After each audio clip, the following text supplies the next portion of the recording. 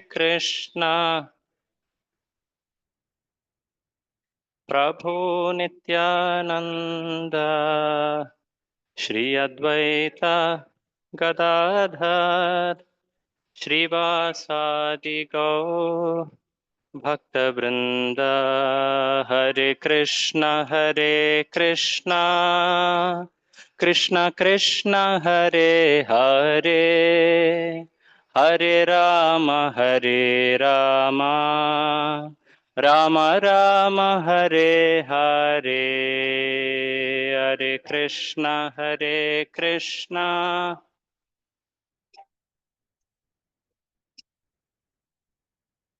हरे राम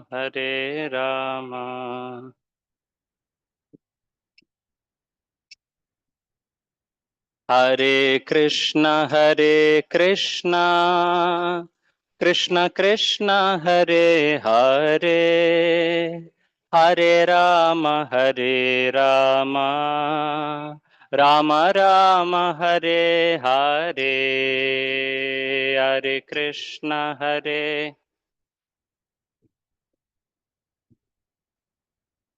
हरे राम हरे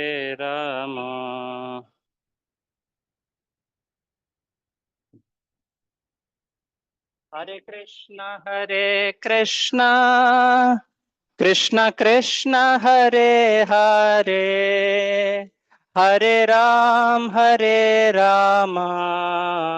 राम राम हरे हरे हरे कृष्ण कृष्ण हरे हरे हरे राम राम राम हरे हरे हरे कृष्ण कृष्ण कृष्ण हरे हरे हरे राम राम राम हरे हरे हरे कृष्ण कृष्ण हरे हरे हरे राम राम राम हरे हरे जय प्रभुपद जय प्रभुपद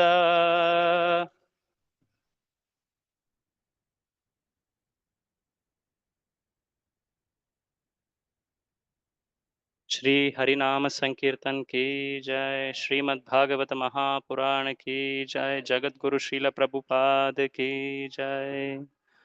ನನ್ನಿಂದ ಹೇಳಿ ಓಂ ನಮೋ ಭಗವತೆ ವಾಸುದೇವಾಯ ಓಂ ನಮೋ ಭಗವತೆ ವಾಸುದೇವಾಯ ಓಂ ನಮೋ ಭಗವತೆ ವಾಸುದೇವಾಯ ಓಂ ಅಜ್ಞಾನತಿಮಿರಾಂಧಸ್ಯ ज्ञानाञ्जनशलाखया चक्षुरुन्मीलितं येन तस्मै श्रीगुरवे नमः। नमः ॐ विष्णुपादाय कृष्णप्रेष्ठाय भूतले श्रीमते भक्तिवेदान्त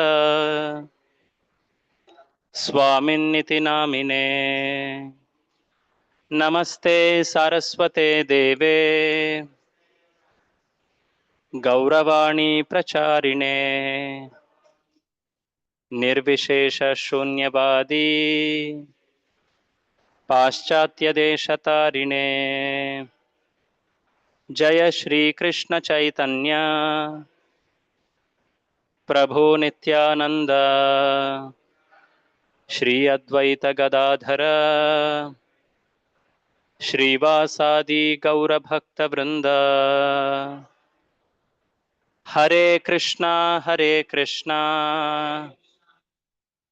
कृष्ण कृष्ण हरे हरे हरे राम ರಾಮ ರಾಮ ಹರೇ ಹರೇ. ಹರೇ ಕೃಷ್ಣ.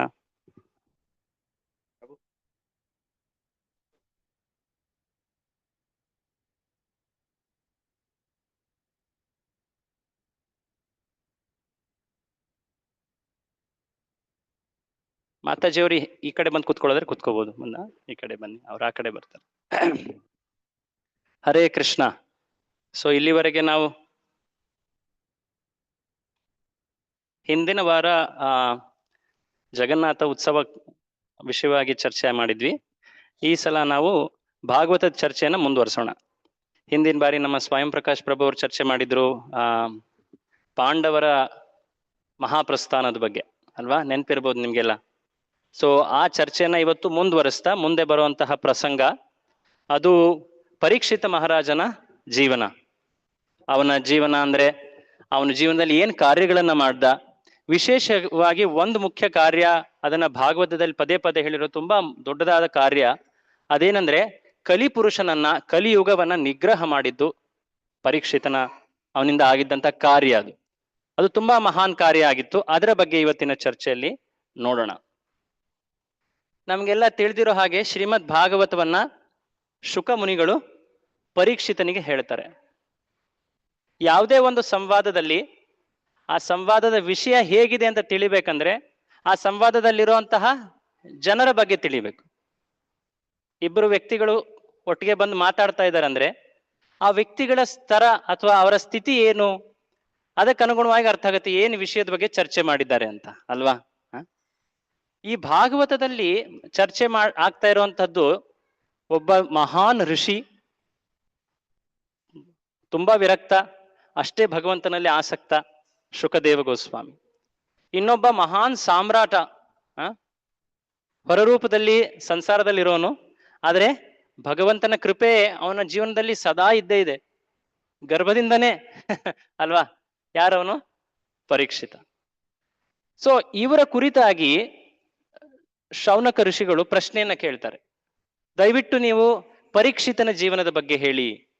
ಅಂತ ಮಹಾನ್ ವ್ಯಕ್ತಿ, ಭಗವಂತನ ಆಪ್ತನಾದವನು, ಭಗವಂತ ಖುದ್ದಾಗಿ ತಾನೇ ಬಂದು ಅವನನ್ನ ರಕ್ಷಿಸಿದ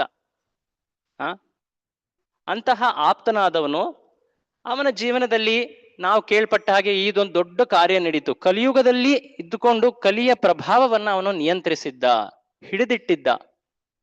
ಆಗ್ಲೇ ಕಲಿಯುಗ ಪ್ರಾರಂಭ ಆಗಿತ್ತು. ಪರೀಕ್ಷಿತನ ಆಳ್ವಿಕೆ ಸಮಯದಲ್ಲಿ ಕಲಿಯುಗ ಆಗ್ಲೇ ಪ್ರಾರಂಭವಾಗಿತ್ತು. ಯಾವಾಗ ಕಲಿಯುಗ ಪ್ರಾರಂಭ ಆಗತ್ತೆ?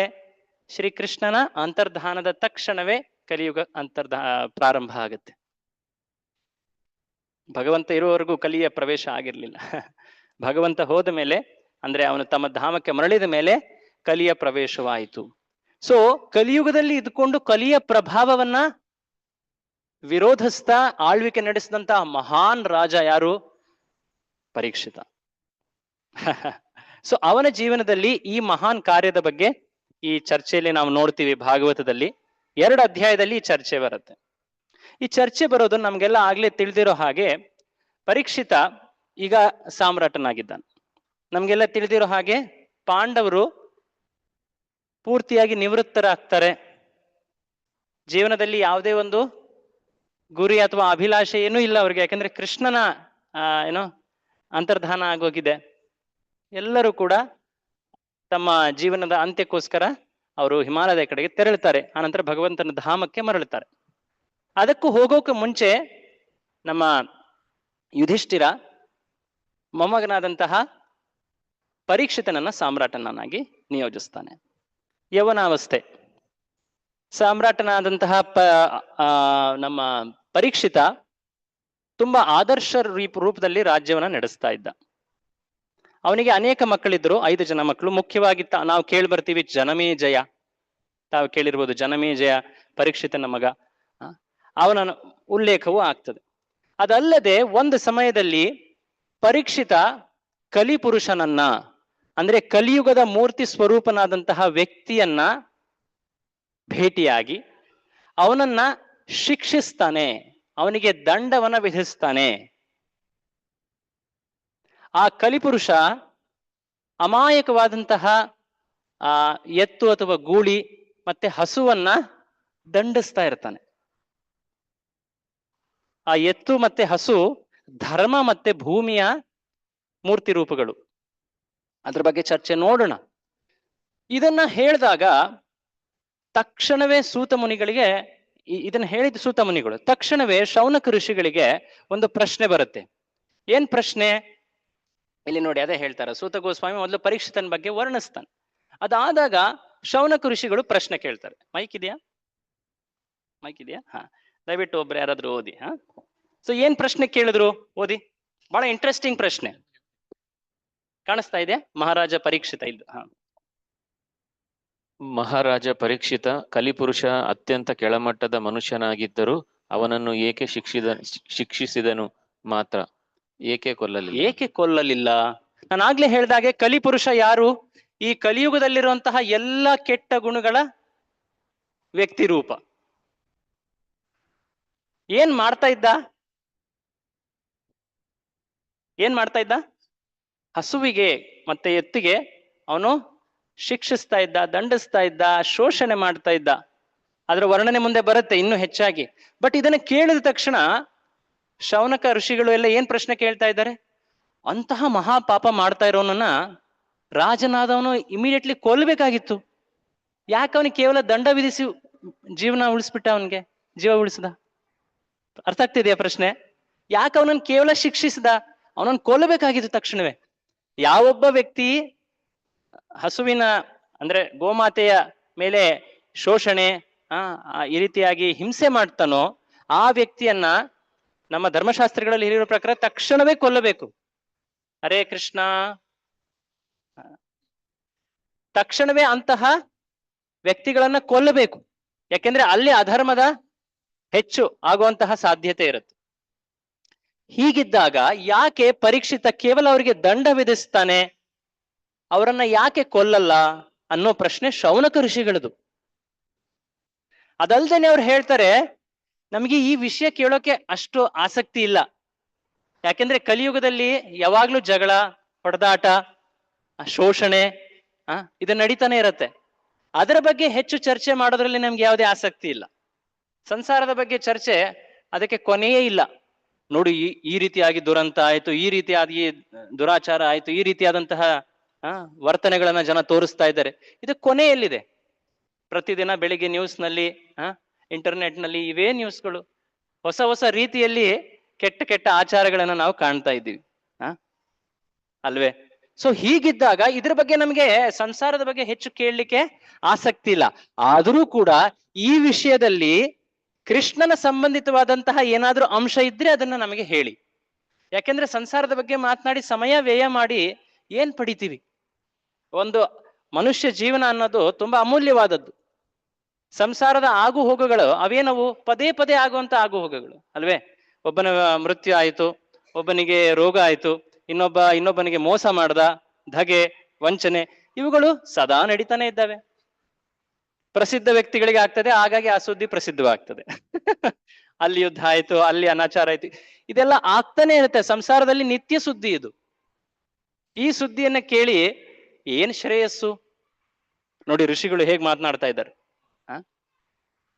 ಎಲ್ಲವನ್ನೂ ತೊರೆದು ತಮ್ಮದಷ್ಟೇ ಅಲ್ದೇನೆ ಲೋಕದ ಕಲ್ಯಾಣಕ್ಕೋಸ್ಕರ ಅಲ್ಲಿ ನೆರೆದಿರುವಂತವ್ರು ಅವ್ರು ಚರ್ಚೆ ಮಾಡ್ತಾ ಇರೋದು ವಿಷಯ ಏನು? ಆ ದಿವ್ಯ ಕಲ್ಯಾಣಕಾರಿ ವಿಷಯದ ಬಗ್ಗೆ, ಶ್ರೀ ಕೃಷ್ಣನ ವಿಷಯದ ಬಗ್ಗೆ ಇದ್ರೆ ಮಾತ್ರ ನಮಗೆ ಹೇಳಿ. ಇಲ್ಲ ಅಂದ್ರೆ ಅದ್ರ ಬಗ್ಗೆ ನಮ್ಗೆ ಹೇಳಲೇಬೇಡಿ. ಯಾಕೆಂದ್ರೆ ಸಂಸಾರ ಅಂದ್ರೆ ಎಲ್ಲವೂ ಭ್ರಷ್ಟವೇ ಇರೋದಿಲ್ಲಿ. ಜೈಲಲ್ಲಿ ಬಂದು ಸತ್ಪುರುಷನ ಸದಾಚಾರಿ ವ್ಯಕ್ತಿ ಹುಡುಕ್ದಂಗೆ ಏನು ಸಾಧ್ಯ ಇದೆ? ಇಲ್ಲ. ಸೊ ಹೀಗೆ ಅವ್ರಿಗೆ ಪ್ರಶ್ನೆ ಕೇಳಿದಾಗ ಸೂತ ಮುನಿಗಳು ಅವ್ರಿಗೆ ಒಂದು ವಿಶೇಷವಾದಂತಹ ಸ್ಫೂರ್ತಿ ಬರುತ್ತೆ. ಯಾಕೆಂದ್ರೆ ಈ ವೃತ್ತಾಂತದಲ್ಲಿ ಒಬ್ಬ ಭಗವಂತನ ಮಹಾಭಕ್ತ ಪರೀಕ್ಷಿತನ ಮಹಿಮೆ ಕಾಣುತ್ತೆ. ಹಾಗಾಗಿ ಅವರು ವರ್ಣನೆ ಮಾಡ್ಲಿಕ್ಕೆ ಪ್ರಾರಂಭ ಮಾಡ್ತಾರೆ. ಪರೀಕ್ಷಿತ ಆದರ್ಶ ರಾಜ, ನಮ್ಗೆಲ್ಲ ತಿಳಿದಿರೋ ಹಾಗೆ ಪಾಂಡವರಿಗಾಗ್ಲೇ ಎಸ್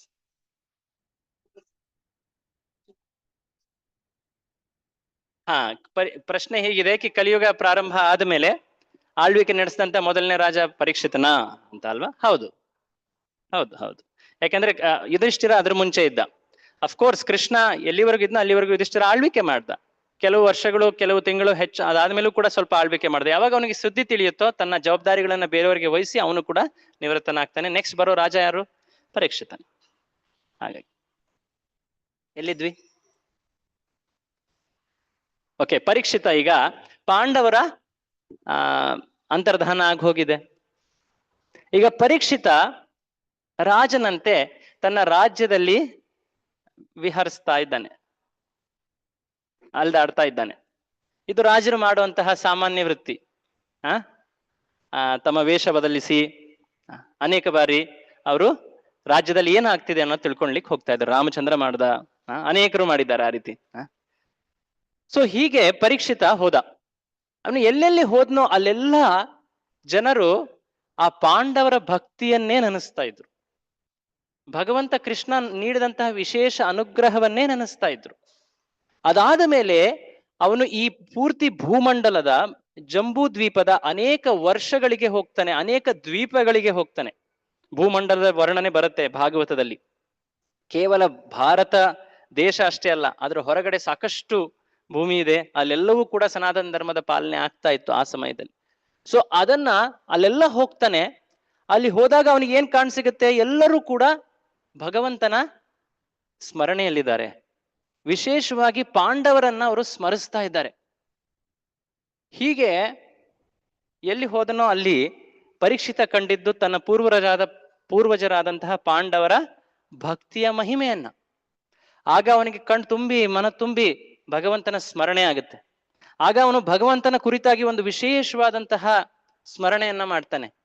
ಶ್ರೀ ಕೃಷ್ಣ ನಮ್ಮ ಪೂರ್ವಜರ, ವಿಶೇಷವಾಗಿ ನನ್ನ ತಾತ, ಇವರೆಲ್ಲ ತಾತಂದ್ರು ಅಲ್ವಾ ಪಾಂಡವರು, ಅವರ ಜೀವನದಲ್ಲಿ ಎಷ್ಟು ಅವನು ಒಳ ಹೊಕ್ಕಿದ್ದ, ಅವರ ಜೀವನದಲ್ಲಿ ಅವನು ಎಷ್ಟು ಪ್ರತಿ ಹೆಜ್ಜೆ ಹೆಜ್ಜೆಗೂ ಕೂಡ ಕೃಷ್ಣ ಅವರಿಗೆ ಹೇಗೆ ಅನುಗ್ರಹ ಮಾಡ್ದ, ಯಾವ ಯಾವ ಪಾತ್ರಗಳನ್ನ ಕೃಷ್ಣ ವಹಿಸಿದ ತನ್ನ ಭಕ್ತರಿಗೋಸ್ಕರ, ಅದನ್ನು ಈ ಸುಂದರವಾದಂತಹ ಶ್ಲೋಕದಲ್ಲಿ ಹೇಳ್ತಾರೆ. ಸಾರಥಿಯಾದ, ಪಾರ್ಷದ, ಜೊತೆಗಾರನಾಗಿ ಸದಾ ಪಾಂಡವರ ಜೊತೆ ಇದ್ದ. ಯಾರು? ಕೃಷ್ಣ.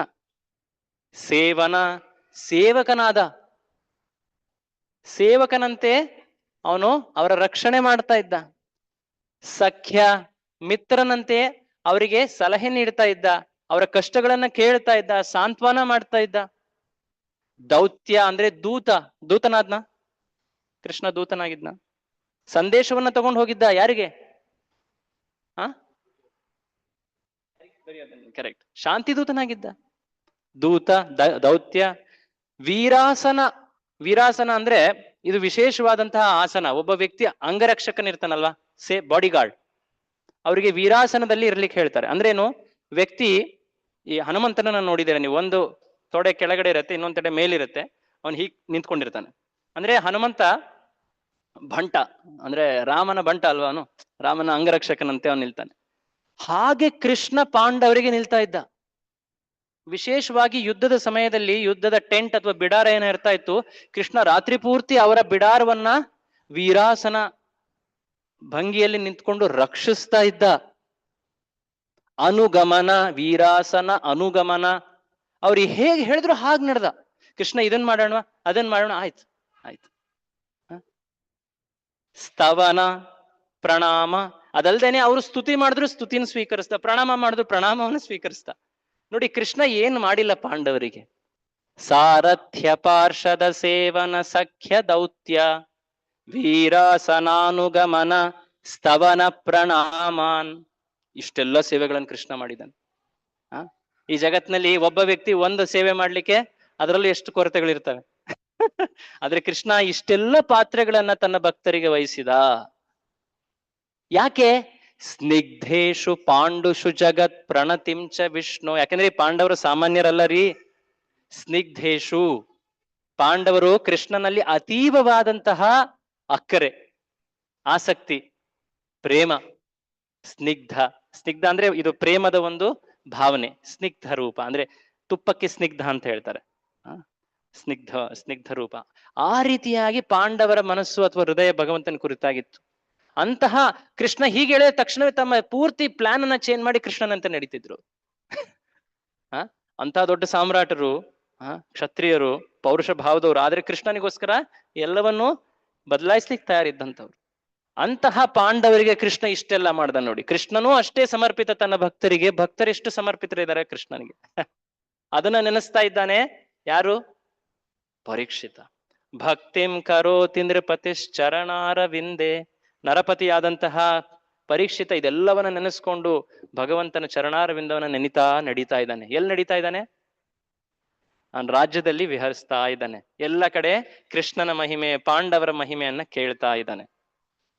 ಆಗ ಒಂದು ವಿಶೇಷವಾದಂತಹ ಒಂದು ದೃಶ್ಯ, ಎಲ್ಲರಿಗೂ ಸಾಮಾನ್ಯರಿಗೆ ಕಾಣಲಿಲ್ಲ ಇದು ದೃಶ್ಯ, ಇವನಿಗೆ ವಿಶೇಷವಾಗಿ ಆ ದೃಶ್ಯ ಕಾಣಸಿಗುತ್ತೆ. ಏನದು ದೃಶ್ಯ? ಇದು ವಿಚಿತ್ರವಾದಂತಹ ದೃಶ್ಯ. ಒಂದು ಎತ್ತು ಅಥವಾ ಹೋರಿ,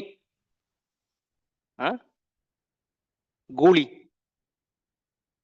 ಅದಕ್ಕೆ 4ರಲ್ಲಿ ಒಂದೇ ಕಾಲಿರೋದು.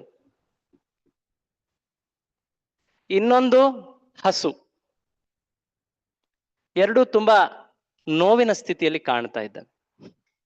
ಒಂದು ಎತ್ತು ಅಥವಾ ಗೂಳಿ, 4 ಕಾಲಲ್ಲಿ ಒಂದೇ ಕಾಲು ಕಾಣ್ತಾ ಇರೋದು. ಇನ್ನೊಂದು ಹಸು, ನೋವಿನಲ್ಲಿ ಕಾಣ್ತಾ ಇದ್ದಾವೆ. ಈ ದೃಶ್ಯದ ಹಿಂದೆ ಅನೇಕ ಮರ್ಮಗಳಿದ್ವು. ಅವನು ನೋಡ್ಲಿಕ್ಕೆ ಬಂದಾಗ ಆ 2 ಪ್ರಾಣಿಗಳ ನಡುವೆ ಒಂದು ಸಂವಾದ ನಡೀತಾ ಇತ್ತು. ಸಾಮಾನ್ಯ ಪ್ರಾಣಿಗಳಂತೆ ಕೇವಲ ಮೂಕ ಪ್ರಾಣಿಗಳಾಗಿರ್ಲಿಲ್ಲ, ಅವೆರಡು ಏನೋ ಮಾತನಾಡ್ತಾ ಇದ್ವು. ನೋಡಿ, ಈ ಪ್ರಸಂಗದಲ್ಲಿ ಸಾಕಷ್ಟು ಮರ್ಮ ಇದೆ ಆಕ್ಚುಲಿ. ಈ ಗೂಳಿ ಅಥವಾ ಎತ್ತು ಯಾರು? ಧರ್ಮ. ಧರ್ಮಕ್ಕೆ ಎತ್ತಿನಂತೆ 4 ಕಾಲಗಳಿವೆ, 4 ತತ್ವಗಳಿವೆ. ಆದ್ರೆ ಈ ಸಮಯದಲ್ಲಿ ಆ ಎತ್ತಿಗೆ ಎಷ್ಟು ಕಾಲಿದೆ? ಈ ಕಲಿಯುಗದಲ್ಲಿ ಧರ್ಮಕ್ಕೆ ಎಷ್ಟು ಕಾಲುಗಳು ಅಥವಾ ಆಧಾರ? ಒಂದೇ. ಅದ್ರ ಬಗ್ಗೆ ಚರ್ಚೆ ಮುಂದೆ ಬರುತ್ತೆ. ಆ ಹಸು ಯಾರು? ಭೂಮಿ. ಭೂಮಿ ಹಸುವಿನ ರೂಪ. ಅನೇಕ ಬಾರಿ ಕೃಷ್ಣ ಲೀಲೆಯಲ್ಲಿ ಕೂಡ ಭೂಮಿ ರೂಪದಲ್ಲಿ ಬರ್ತಾಳೆ, ಹಸುವಿನ ರೂಪದಲ್ಲಿ ಬರ್ತಾಳೆ ಭೂದೇವಿ. ಸೊ ಭೂದೇವಿ ಹಸುವಿನ ರೂಪದಲ್ಲಿದ್ದಾಳೆ. ಎತ್ತಿನ ರೂಪದಲ್ಲಿ ಯಾರಿದ್ದಾರೆ? ಧರ್ಮ. ನೆನಪಿರ್ಲಿ. ಸೊ ಈಗ ಅವರಿಬ್ಬರ ಮಧ್ಯೆ ಮಾತನಾಡಿತಾ ಇದೆ. ಗೂಳಿ ಅಥವಾ ಎತ್ತು ಹಸುವಿಗೆ ಪ್ರಶ್ನೆ ಮಾಡ್ತಾ ಇದೆ. ಮೈಕ್ ಇದೆಯಾ? ಭೂಮಿಯೇ ಸಾರಿ, ಯಾರಿಗೆ ಪ್ರಶ್ನೆ ಮಾಡ್ತಾ ಇದ್ದಾರೆ? ಧರ್ಮ ಭೂಮಿಗೆ ಪ್ರಶ್ನೆ ಮಾಡ್ತಾ ಇದೆ, ಎತ್ತು ಹಸುವಿಗೆ ಪ್ರಶ್ನೆ ಮಾಡ್ತಾ ಇದೆ. ಏನ್ ಪ್ರಶ್ನೆ ಮಾಡ್ತಾ ಇದೆ? ಹೇ ಹಸು, ತುಂಬಾ ನೋವಿನಲ್ಲಿದ್ದೀಯಲ್ಲ, ದುಃಖದಲ್ಲಿದ್ದೀಯಲ್ಲ, ಇದ್ರ ಹಿಂದೆ ಏನ್ ಕಾರಣ? ಒಂದಾಗಿ ಕಾರಣಗಳನ್ನ ವರ್ಣಿಸ್ತಾ ಹೋಗುತ್ತೆ. ಈ ಕಾರಣದಿಂದ ನೀನ್ ನೋವಲ್ಲಿದ್ಯಾ? ಕಲಿಯುಗದಲ್ಲಿ ಈ ರೀತಿ ಆಗ್ತಿದೆ, ಅದಕ್ಕೆ ನೀನ್ ನೋವು ಪಡ್ತಾ ಇದೀಯಾ ಹೇ ಭೂಮಿ? ಒಂದೊಂದಾಗಿ ಕಾರಣಗಳನ್ನ ಧರ್ಮ ಅಥವಾ ಈ ಎತ್ತು ಪ್ರಶ್ನಿಸುತ್ತೆ. ಯಾರಿಗೆ? ಹಸುವಿಗೆ. ಹಸು ಯಾರ ಸಂಕೇತ? ಯಾರ ಮೂರ್ತಿ ರೂಪ? ಭೂಮಿಯ ಮೂರ್ತಿ ರೂಪ. ಓದಿ. ಮೈಕ್ ಇದೆಯಾ? ಮೆಲ್ಲಕ್ಕೆ ಒಂದೊಂದೇ ಅಂಶಗಳನ್ನ ಓದಿ. ಈ ಕಾರಣಗಳಿಗಾಗಿ ಓದಿ ಪರವಾಗಿಲ್ಲ. ಮೊದಲನೇದು, ಈ ಕಾರಣಗಳಿಗಾಗಿ ನೀನು ದುಃಖಿಸುತ್ತಿದ್ದೆ. ಈ ಕಾರಣಗಳಿಗೋಸ್ಕರ ನೀನು ದುಃಖಿಸ್ತಾ ಇದೀಯಾ? ಮೊದಲನೇದು ಏನದು? ನಾನು 3 ಕಾಲುಗಳನ್ನು ಕಳೆದುಕೊಂಡೆ. ನಾನು 3 ಕಾಲು ಕಳೆದುಕೊಂಡಿದ್ದೀನಿ, ಅದ್ ನೋಡಿ ನಿನಗೆ ದುಃಖ ಆಗ್ತಾ ಇದೆಯಾ? ಯಾಕಂದ್ರೆ ಇರೋದು ಒಂದೇ ಕಾಲೀಗ ಧರ್ಮಕ್ಕೆ. ಏನೋ ಕಾಲುಗಳು ಅನ್ನೋದು ಮುಂದೆ ಬರುತ್ತೆ ಅಂಶ. ಬಟ್ ಈಗ ಸದ್ಯಕ್ಕೆ ಇಷ್ಟು ನೋಡಿ. ಮುಂದೆ, ಕಾನೂನು ಬಾಹಿರ ಮಾಂಸ ಭಕ್ಷಕರು ನಿಮ್ಮನ್ನು ಶೋಷಿಸುತ್ತಿದ್ದಾರೆಯೇ? ಜನ ತಮ್ಮ ನಾಲಿಗೆ ರುಚಿಗೆಗೋಸ್ಕರ ಬೇರೆ ಪ್ರಾಣಿಗಳನ್ನ ಕೊಂದು, ಅಧರ್ಮ ರೂಪದಲ್ಲಿ ಕೊಂದು, ಅವರು ಈ ರೀತಿಯಾಗಿ ಭೂಮಿಯಲ್ಲಿ ಪಾಪವನ್ನು ಹೆಚ್ಚಿಸ್ತಾ ಇದ್ದಾರೆ. ಯಾವಾಗ ಭೂಮಿಯಲ್ಲಿ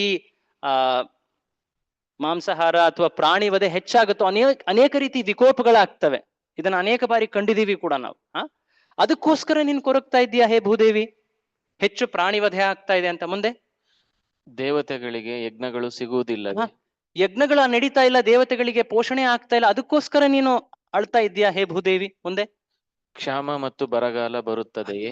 ಎಲ್ಲಿ ನೋಡಿದ್ರು ಅಲ್ಲಿ ಬರಗಾಲ, ನೀರಿನ ಕೊರತೆ, ಜನರಿಗೆ ಸರಿಯಾದಂತಹ ಆಹಾರ ಇಲ್ಲ, ವಸತಿ ಇಲ್ಲ, ಅವರು ತುಂಬಾ ನೊಂದಿದ್ದಾರೆ. ಇದನ್ನ ನೋಡಿ ನೀನು ಕೊರಗ್ತಾ ಇದೆಯಾ ಹೇದು? ಯಾಕಂದ್ರೆ ಭೂದೇವಿ ತಾಯಿ ಅಲ್ವೇ, ಅಲ್ಲಿರೋ ಎಲ್ಲ ಪ್ರತಿಯೊಂದು ಜೀವಿಯು ಭೂದೇವಿಯ ಮಗು ಅಳ್ತಾ ಇದೆ, ನೋವಲ್ಲಿದೆ ಅನ್ನೋದು ನಿನಗೆ ಹೊರಗ. ಮುಂದೆ ಓದಿ. ಮಹಿಳೆಯರು ಮತ್ತು ಮಕ್ಕಳನ್ನು ನೋಡಿಕೊಳ್ಳುವುದಿಲ್ಲವೇ? ಪುರುಷರು ಸ್ತ್ರೀಯರನ್ನ ಮತ್ತೆ ಮಕ್ಕಳನ್ನ ನೋಡ್ಕೊಳ್ಳೋದು ಅದು ಮುಖ್ಯ ಕರ್ತವ್ಯ. ಅವ್ರನ್ನ ನೋಡ್ಕೊಳ್ತಾ ಇಲ್ಲ ಅನ್ನೋಂತ ಕೊರಗ ನಿನಗೆ. ಮುಂದೆ.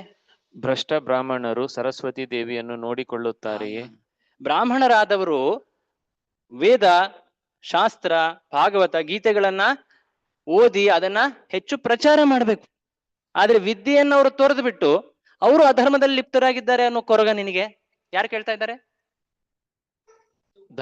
ಧರ್ಮ ಭೂಮಿಗೆ ಪ್ರಶ್ನೆ ಕೇಳ್ತಾ ಇದೆ, ನೆನಪಿರ್ಲಿ. ಮುಂದೆ. ಬ್ರಾಹ್ಮಣರು ಸನಾತನ ಸಂಸ್ಕೃತಿಯನ್ನು ಗೌರವಿಸುವುದಿಲ್ಲ. ಸಂಸ್ಕೃತಿನೆಲ್ಲ ತ್ಯಜಿಸಿ ಎಲ್ಲ ಅನಾಚಾರ ಅಧರ್ಮದೆಲ್ಲ ಪಾಲನೆ ಮಾಡ್ತಾ ಇದ್ದಾರೆ. ಇದನ್ನ ನೋಡಿ ನಿನಗೆ ನೋವಾ? ಮುಂದೆ. ಆಡಳಿತಗಾರರು ಎಂದು ಕರೆಯಲ್ಪಡುವವರು ಅವ್ಯವಸ್ಥೆಯನ್ನು ಸೃಷ್ಟಿಸುತ್ತಾರೆಯೇ? ಯಾವುದೇ ಸರ್ಕಾರದ ಹುದ್ದೆ ಉಳ್ಳಂಥವ್ರು ಆಡಳಿತ ನೋಡ್ಕೋಬೇಕು, ಶಾಸನ ನೋಡ್ಕೊಳ್ಬೇಕು. ಆದ್ರೆ ಅವರೇ ಅಧರ್ಮವನ್ನ, ಈಗ ಬೇಲಿನೇ ಎದ್ದು ಇದ್ ಮಾಡ್ದ ಹಾಗೆ ಅಲ್ವೇ, ಆ ರೀತಿಯಾಗಿ ನಡೀತಾ ಇದೆ ಅನ್ನೋದು ನೋಡಿ ನಿಂಗೆ ನೋವಾ? ಮುಂದೆ. ಜನರು ನಿಯಮಗಳನ್ನು ಮುರಿಯುತ್ತಿದ್ದಾರೆಯೇ? ಶಾಸ್ತ್ರದಲ್ಲಿರುವಂತ ನಿಯಮಗಳನ್ನೆಲ್ಲ ತ್ಯಜಿಸಿ ಅದಕ್ಕೆ ಏನು ಒಂದು ಕೇರ್ ಮಾಡ್ದೇನೆ ನಡೀತಾ ಇದ್ದಾರೆ. ಈ ನೋವ ನಿನ್ಗೆ ಕೊನೆಯದಾಗಿ? ಅಥವಾ ಶ್ರೀಕೃಷ್ಣನ ಕಣ್ಮರೆಯಿಂದಾಗಿ ಈ ಕೊರಗ ನಿನ್ಗೆ ಕೊನೆಯದು. ಸೊ ಇದೆಲ್ಲವನ್ನ ಹೇಳ್ತಾ ಇದ್ದಾರೆ ಯಾರು? ಧರ್ಮ. ನೆನ್ಪಿರ್ಲಿ, ಭೂದೇವಿ ನೀನ್ ಯಾಕೆ ಕೊರಗ್ತಾ ಇದ್ದೀಯಾ? ಈ ಕಾರಣಗಳಿಗೆ ಹೋಗಿ ಕೊರಗ್ತಾ ಇದ್ದೀಯಾ? ಇವೆಲ್ಲವೂ ಸರಿ, ಕಲಿಯುಗದಲ್ಲಿ ಇವೆಲ್ಲ ಸಿಗ್ತವೆ, ಕರೆಕ್ಟ್. ಆಗಿರೋದು 5,000 ವರ್ಷ, ಆದ್ರೆ ಆಗ್ಲೇ ಸಾಕಷ್ಟು ಕಾಣ್ತಾ ಇದೆ ಕಲಿಯುಗದ ಬಗ್ಗೆ ಅಲ್ವೇ. ಇವೆಲ್ಲ ಕಾಣ್ತಾ ಇದ್ದಾವೆ. ಅದಲ್ಲದೆ ವಿಶೇಷವಾಗಿ ಧರ್ಮ ಪ್ರಶ್ನಿಸ್ತಾ ಇದ್ದ ಭೂದೇವಿಗೆ, ಈ ಕೊನೆ ಕಾರಣ ನಿನ್ನ ಕಾರಣವಾ ನಿನ್ನ ದುಃಖಕ್ಕೆ? ಶ್ರೀಕೃಷ್ಣನ ಅಂತರ್ಧಾನ ನಿನ್ನ ನೋವಿನ ಕಾರಣವಾ? ಕೆಲವೊಮ್ಮೆ ನಾವು ಏನನ್ನ ಹೇಳಬಾರದು ಅಂತ ಬಯಸ್ತೀವೋ ಅದನ್ನ ಕೊನೆಗಿಡ್ತೀವಿ. ಎಸ್ಪೆಷಲಿ ಅದು ಅನಿಷ್ಟ ಅಥವಾ ದುಃಖದಾಯಿ ಆಗಿದ್ರೆ ಅದನ್ನ ನಾವು ಮುಂಚೆನೆ ಹೇಳೋದಿಲ್ಲ. ಯಾರೋ ತೀರ್ಕೊಂಡಿದ್ರಪ್ಪ, ಆ ವಿಚಾರ ಮುಂಚೆ ಹೇಳೋದಿಲ್ಲ. ಏನೋ ಅಲ್ಲಿ ಇದಾಗಿದೆ, ಆ ಮನೆ ಹೊರಗಿದು ಇದೆ, ಅಲ್ಲೇನೋ ಬೆಂಕಿ ಹಾಕಿದ್ದಾರೆ, ಇದ್ ಮಾಡ್ತಿದ್ದಾರೆ. ಏನಾಗಿದೆ? ಮೋಸ್ಟ್ಲಿ ಅವ್ರು ತೀರ್ಕೊಂಡಿದ್ದಾರೆ ಅಲ್ವಾ? ಇದು ಸಂಸ್ಕೃತಿ. ಏನು, ಯಾವ್ದನ್ನ ನಾವು ಬಯಸೋದಿಲ್ವೋ ಅದನ್ನ ಮುಂಚೆ ಹೇಳೋದಿಲ್ಲ, ಕೊನೆಗಿಡ್ತೀವಿ. ಯಾಕಂದ್ರೆ ಅದನ್ನ ನಾವು ಸ್ವೀಕರಿಸ್ತಾ ಇಲ್ಲ, ಮನಸ್ಸು ತುಂಬಾ ನೋವಿನಲ್ಲಿದೆ. ಹಾಗಾಗಿ ನೀವು ಮುಂಚೆನೆ ಇದನ್ನ ಓದಿದ್ದೀರಾ. ಯಾವಾಗ ಯುಧಿಷ್ಠಿರನಿಗೆ ಪ್ರಶ್ನೆ ಯುಧಿಷ್ಠಿರ ಯಾವಾಗ ಅರ್ಜುನನಿಗೆ ಪ್ರಶ್ನೆ ಕೇಳ್ತಾನೆ, ಅರ್ಜುನ ನಿನ್ನ ನೋವಿನ ಹಿಂದೆ ಏನ್ ಕಾರಣ? ನಿನ್ನ ಧರ್ಮ ಪಾಲಿಸ್ಲಿಲ್ಲ, ರಕ್ಷಣೆ ಕೊಡ್ಲಿಲ್ಲ, ಅದು ಮಾಡ್ಲಿಲ್ಲ, ಇದ್ ಮಾಡ್ಲಿಲ್ಲ, ಅಥವಾ ನಿನ್ನ ಮಿತ್ರ ಕೃಷ್ಣ ಇಲ್ಲ ಅಂತಾನ? ಕೊನೆಗೆ ಹೇಳ್ದ ಅವನು.